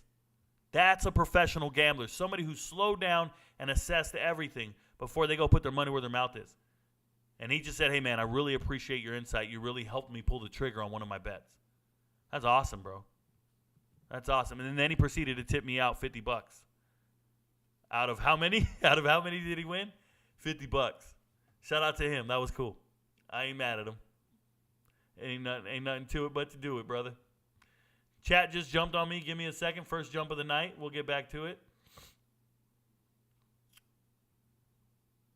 They ain't covering the spread. I don't know who you're talking about when you say they. Please, if you guys are going to write they ain't covering the spread, you know I'm going to get to it later. So just write so-and-so's not covering it. Tell me exactly who it is. Cal and Stanford coming to the ACC. Do you think they will excel? I remember Virginia Tech losing to Stanford like 14 or 15 years ago. Yeah, I think they'll be fine. They'll be fine. They're good players. They're good athletes. They'll be fine. Excel, I don't know what you mean. They haven't been winning Pac-12 titles. They got good programs. They're fine. Connor says Washington State is levels, and I mean levels below Colorado. Connor, Washington State is ranked for a reason. You have something very wrong with you. You have not assessed these rosters. For you to say that, you haven't sat down and assessed these rosters at all. It's embarrassing for you to say that. That is a terrible mistake to say. It's possible that they can play each other and one team will win the other, but to say there's levels below, no. Not at all. That's a 7-win team in the Pac-12 last year. Colorado is hoping to win 7 games this year. Don't get it twisted. You guys don't know what you're doing. Explain spread as simple as possible. Inter-channel name. When 2 teams play each other, it is pretty clear and pretty evident that one team is going to beat the other. Like, you just know one team's going to beat the other. So when you see 2 really big teams, one great team, one small team playing each other, if you wanted to bet on who's going to win the game, that's too easy of a bet. It's too easy. So Vegas said, we don't even allow that sometimes. We're not going to pay you. But what they decided was, we'll pay you if you can guess whether or not that team is going to win by a certain amount of points. So when you hear the spread, that is the amount of points they think the team is going to win by. For example, if you hear minus 24 points, that means that team's going to win by 24 points. They must win by 24 points for you to win your bet. So some people can bet for the underdog as long as they stay within 24 points. Get it? So that's how spreads work. If that wasn't simple enough, I can't help you. Go Google it. Jesse Castellanos just became a minion. What up, Jesse? Jesse's a minion. Say what's up to him. One of them little yellow minions. I hope I explained it as best I can. A spread is just a guess. It's just a handicap you put in there to say this team, even if they win, they must win by this amount for you to win your bet. Or they must lose by this amount for you to win your bet. That's about it. It's 17.5. Oof. Thoughts on Michigan State and Washington? Rewind the show. I really like Oregon State. It's 24.5? It sounds doable. Arizona covering the spread. I believe so. Rico's the real MVP. Thank you so much, Matt. Here from TikTok. What up, Cole? Cole's here from TikTok. He's low and what's up? Is Morant's Rants your brother? Yes, he is, Tanner. Came up on my feed today. My twin brother. He says no. He's my brother. Campbell. Shout out to you. I'm Rico. Buffs are the most viewed TV ratings college team through the first 2 games of the season. Do you think the big is not picking up Buffs so Nebraska has a rival? No, I don't think they're regretting it at all. No, because Coach Prime's not going to be there forever. They're going out there. They selected teams for all sports. They selected teams for all sports, for all ratings, for forever, tradition and all this other stuff, yeah, they're not worried about Colorado and what Coach Prime's doing right now. They're not worried about it at all. Shout out to Sammy Flanders. He just became an MVP. MVP. Sammy Flanders, bro? The name is Flanders? Flanders? Alexander Gallant. What up, Alexander Gallant? Alexander Gallant just became an MVP as well. He and Flanders are sitting next to each other on the MVP train. Morant's Rant says, I'm not. Bruh, he is. Steve Talbot says, Trevin Hartfield, today is Pac-12. Some guy's asking the wrong questions. Minions and Roughnecks get what? So Let's Go Fins. Minions are just supporting the channel. They get the use of some emojis and some other things. Roughnecks are supporting the channel as well, but they actually get their name is a different color. So when I end the show at 7 o'clock, in about 17 minutes, I go through and I read every single question from a colored name person, and that's where the Roughnecks come in. They get priority comments read. So I make sure that I cover all their questions because I can't cover all the questions every single day, but I will for a Roughneck. If you have a question, you don't have to tip every single day. People were tipping for the comment to be read every single time. You can just pay once a month, and your comments will be read every single time. I just joined and subbed from TikTok. Keep up the good work. Thank you so much, Corbin. I appreciate you for being here, brother. Please hit the like button on the way in. 115, we're doing good. Live stream with your brother soon. Hopefully not, Jalen Hood. I have no desire to live stream with my brother. I like my own show, like my own lane and what I'm doing, and I think he likes his lane as well. So no thank you on that collab. How much is an MVP status? Please go hit join, and you're good for go to the channel and hit join, and it'll give you all the pricing. Morant's Rants, I give Rico my picks. I'm 99% number one in North America. MVP's $25 a month. Rico's twin is better. Jalen Hood, thank you. Apple getting banned by Chinese seems like the natural tit-for-tat iOS shutting down TikTok. Is this one of the reasons fans should migrate to watching you on YouTube? One of them, Campbell, one of them is very much so that it's volatile in the TikTok market. At the same time, TikTok's payment plan is still in beta. They are paying, but it's still beta. It's not permanent. Where YouTube's payment plan with AdSense is very permanent and been around for at least a decade. So this is a viable profession at this point. What I'm doing for for TikTok is still very dangerous for me. If they just decide to up and block it and I can't do it anymore, then I'm going to have to get a real job. That can't happen. I'll just have to really immerse myself on YouTube. But right now, we've been just kind of dipping our toe in, and I'm doing all right. 8,000 subscribers over the summer. I can't complain. I started in June. So we go June, July, August, September. Not bad, bro. We'll be all right. I want to tell you guys, I did a calculator, and they're telling me in 5 years I'll have 800,000 followers on YouTube. There's some website that estimates that for you. So 800,000 followers on the way. It'll be about 5 years, but I'll be a millionaire someday. Watch. You heard it here first. How do I pay for MVP? With your wallet. I don't know. Go hit it. MVP is where it's at. Thank you very much, Natasha Terrell. Thank you to Let's Go Fins 305. Shout out to Troy Stewart. Everybody doing it. Wagner Gonzalez says, where do I sign up for the MVP? So it's on the homepage. You just got to hit join on the homepage on the profile. But if you don't see the join button, it's because you're on an Apple iOS device. You need to be on an Android or a desktop. You can't join without it. It just doesn't populate there. It's bullshit. But if you go to the homepage right where it says subscribe or join, hit the join button and you go from there. Rico, thanks for all those Mel Tucker saga updates. I got one more. I'm hanging on to it, waiting for the news to catch up to what I got in my DMs. I already answered that question. Don't ever repeat your questions. Sean Papke's here. Thank you so much, Campbell. Thoughts on Apple throwing enough money at Pac-12 and sweeping the conference before June? To my understanding, all Pac-12 schools legally can bail and join in other conferences. Not sure what you're asking, Campbell, but I hope they get a TV deal, the leftover teams. Inexperience. Yep, I will gladly pay for the sub, MVP all the way, but I still don't understand what I'm paying for. More picks, MVP exclusive picks. I don't need MVP chat access. Jake Bostic, you are getting more picks and MVP picks exclusive and in priority order.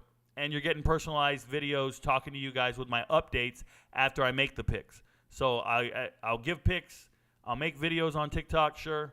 But if there's an update to them, I'll post it on YouTube first. It is what it is. What do you think about Oregon State and Washington State week 4? We'll get to that on week 4. I take everything 1 week at a time. We take the data from 1 week and we apply it to the following week. So we'll know more about both of those teams going into next week, and that's how we'll do it. So I'll talk to you next Friday about it. If you're an MVP, I'll talk to you next Tuesday about it. Joshua Farlow says, what's the odds an elite team comes after Jonathan Smith for their head coaching job, and what teams come to any mind? So, Josh, it'd have to be a team with a coach on the hot seat, and I don't think Jonathan Smith is going to take him. I think he loves his program, and I think they're taking care of him. He's been compensated well. He loves the school. He's an Oregon State guy. I don't think he's going anywhere. Somebody's going to have to fail miserably around him. And the other thing you got to remember is, they're not in a major conference moving forward, so he may look for a Power 5 opportunity, but as of right now, I think he loves his team and he loves what he's doing. Charclado, Marlowe says, that's why Chris Paul was player president, kept him and LeBron away from the league drug testing. Hey, everybody should know certain players in the NBA are also vice presidents on the Basketball Players Association, and everybody's under the impression that some of those guys have input on who takes drug tests and who doesn't. Christopher White, what do you think about Cal's tight end, Jack Andrews? I think you guys asked me about this the other day, and he didn't really stick out to me. I've talked about it multiple times. I don't think anything of him. I'm not going to say I don't think highly of him. I just, nothing. Nothing comes to mind. Matt says, Rico, would you rather wrestle a bighorn ram, a real one, like the Colorado State mascot, or try to ride Ralphie out the tunnel to the trailer in the open? I try to ride Ralphie. I'm cool. I'll ride Ralphie. I'm not fighting a ram. A bighorn ram? You don't know how violent they are. I grew up, there's bighorn sheep right where we live. Right where I live. I live next to the mountains in Southern California. Shout out to Coachella Valley. There's sheep up there on those mountains, bro, and they're aggressive. I've watched them at the Living Desert, bro. They're aggressive. No thanks. I'll ride a damn buffalo. A female at that? Pfft. Come on now. Where's Alton McCaskill? Absurd to me. He hasn't gotten a carry. He's been injured. He's still recovering. He's in recovery. They're going to bring him in on slow. He's just not 100%. That's all it is. Robert McNeese, Rico, happy to be here. I know it's Pac-12 day, but what are your takes for tonight's games? I may have missed it. You probably have, Robert. I gave my takes on tonight's games either in the MVP or throughout the week when their conferences came up. I definitely have already talked about Maryland, Virginia, UTSA Army. I talked about it on Sunday. And Utah State Air Force I talked about on Sunday as well. Some people said I didn't, but I'll just tell you that I believe that there's money to be made tonight. That's what I'll say. Okay. Boomer Sooner, Rico, shout out to you. What up, Sooner man? He's an MVP. Jay Ivey once again. Is it a fair assessment to say Charles Kelly is a really good position coach but a suspect defensive coordinator? Matt, that's a fair assessment to say, but I don't even know if he's a really good position coach. I think he gets really good players to coach, right? He's only coached at Alabama, Florida State, and now Colorado with DBs. Like, he's only coached really good DBs.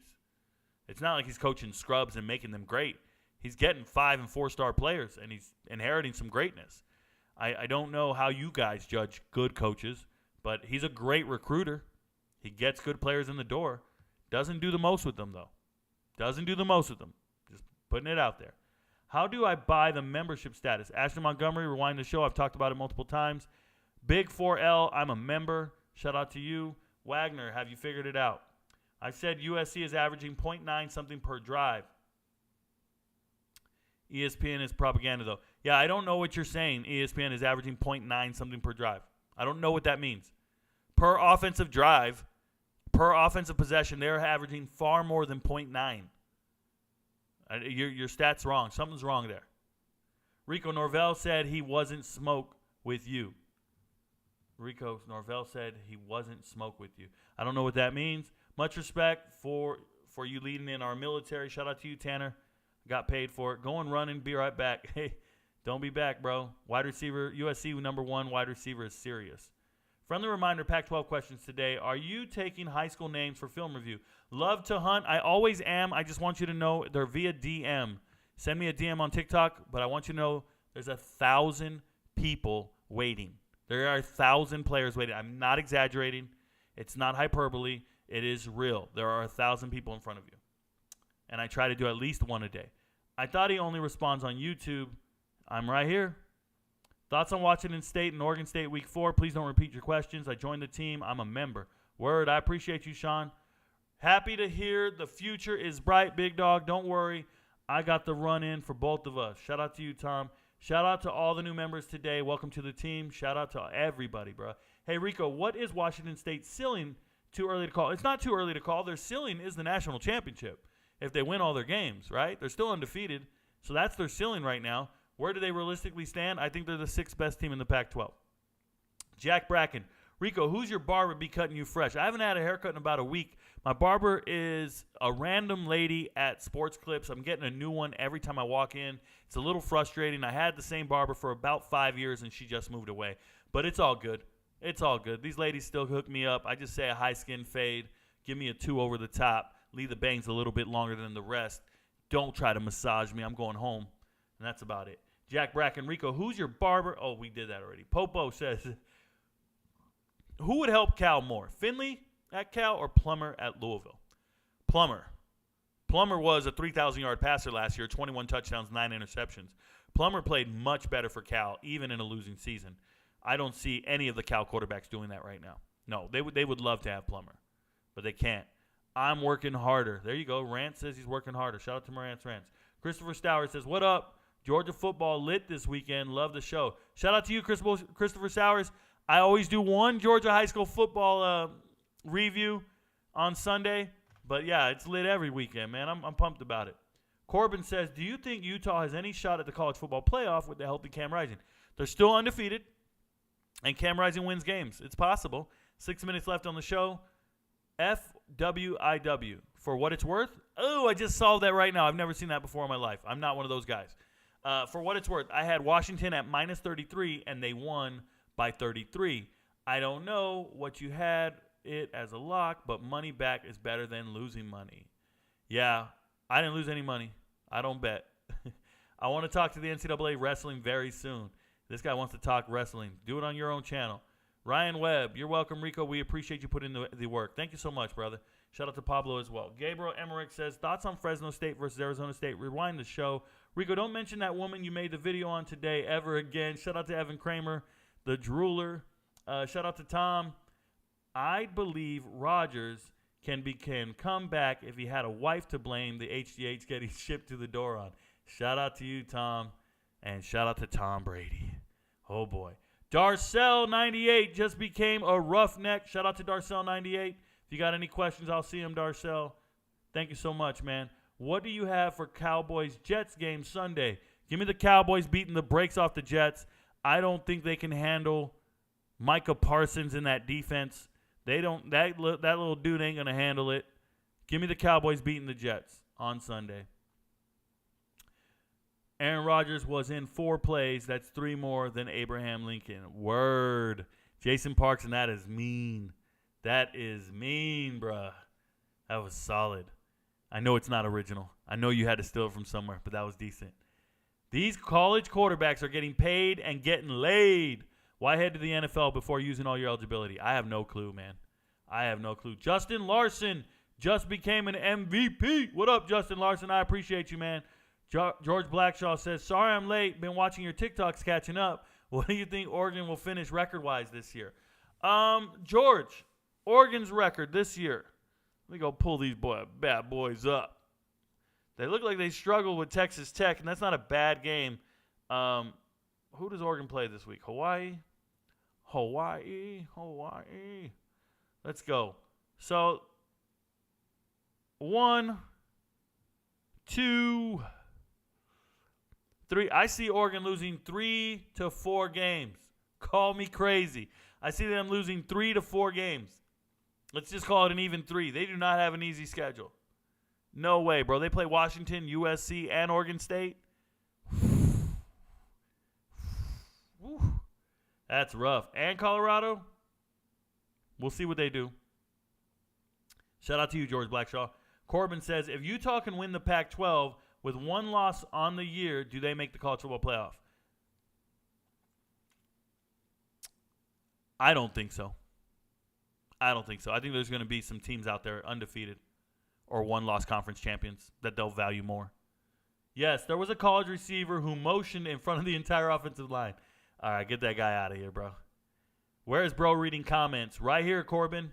YouTube. Isn't Ross Simmons from Rochester, New York? He is from New York, but he played high school football in Inglewood, California. He's not from New York. He's born there, but he played high school ball at Inglewood. He's just behind, Corbin. David DeJesus. Shout out to you, brother. What is an MVP? An MVP is somebody that subscribes to the channel. Ryan Miller. He goes from top to bottom in order. Thank you very much. Tim. It's how you get his locks. Support the channel. Support me. Or don't. It's all good. Marcus Rogers, use the wide receiver that they did. Use the wide receivers they did. Plays for Troy.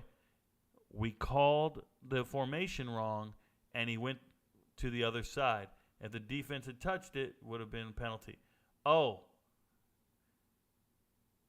Troy against K-State? That happened? I missed it? I watched the game. He ran right in front of the center. It was no problem because no one was set. Oh, see? That's why I didn't notice it. Shout out to Marantz Rants. Can you tell me what Colorado State's DB room, how will it match up with Weaver and company? It won't. Colorado State has two pretty decent safeties. They're white dudes. They're short, about 5'10". They don't look good to me. On tape, they look slow, sluggish, and couldn't really react. I mean, they're reactive, not proactive. I'm just not encouraged by Colorado State's defensive back room at all. Just being real with you guys. All right, 2 minutes left. I'm going to go look for all the chat from all the users.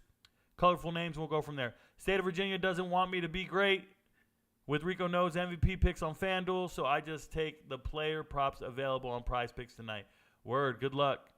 Take Hemby, and that's what we're doing there. Shout out. Thoughts on UTSA versus Army. Frank Harris ruled out. Oh, my God. Pay attention to the injuries. MVPs, if you're here, pay attention to the injuries. If Frank Harris is ruled out, stay away from the game. Don't even bet on it. Just stay away from it. That's crazy. What's up, Rico? What up, Joseph Ellis? Facts. Willie Bobo. I'm focused for show. Contra reference. Best so far. Shout out to you, Sean Ruffler. Okay, what did Sean say? Up, down, left. Hey, he knows it. He knows it. Blow on the cartridge. He knows it. Shout out to him. Thank you so much, guys. All right, excellent show again. Hey, thanks for being here, guys. Enjoy the games tonight. Remember, I can't do this without you. You guys make my life possible, so I'm super grateful. And remember, your friends don't know, but Rico knows. Peace. I do this for my mother, who's finally clean, no longer a fan. I do this for I do this for my sister, my wife and my kids, cause they part of the team. I do this for all the naysayers and haters who made me one of the greatest. I know it kills you inside, that's why I do this for you.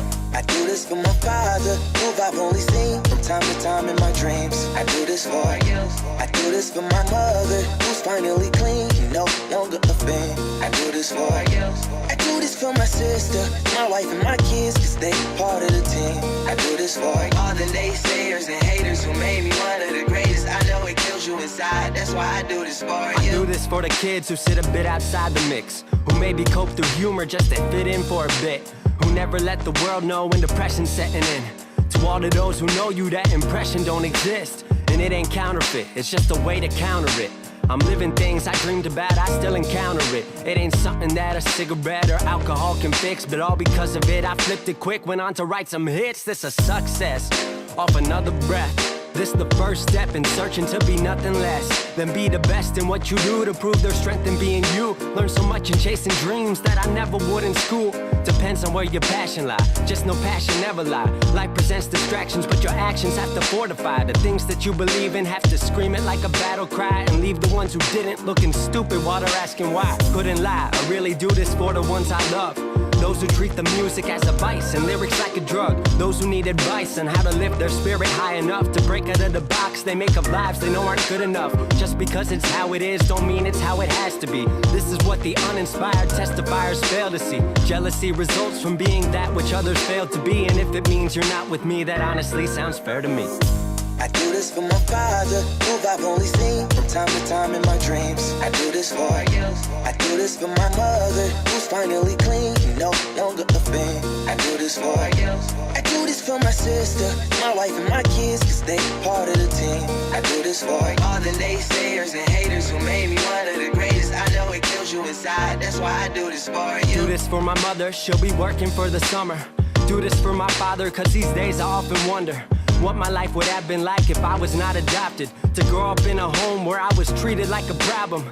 I don't know, it's just a guess. Your guess probably good as mine. Lucky that I grew up in a home that wanted me to shine. Lucky that I grew up around some mountains we were taught to climb. Without that inspiration, I don't think that this would be my life. Do this for my friends who've scattered all across the country now. I'm out in Sweden walking back through life so I can write it down. Make a living off the sound, so crazy to say out loud. I'm the biggest thing since Travis Rice to come up out the town. Sorry, gotta stunt a little. Used to have my dreams belittled, but it's all a part of it. I know people's minds are fickle, lines between reality and dreams I blur like faded nights. Come up been so good for me, I wish that I could make it twice. I do this for my father, who I've only seen from time to time in my dreams. I do this for you. I do this for my mother, who's finally clean, no longer a thing. I do this for you.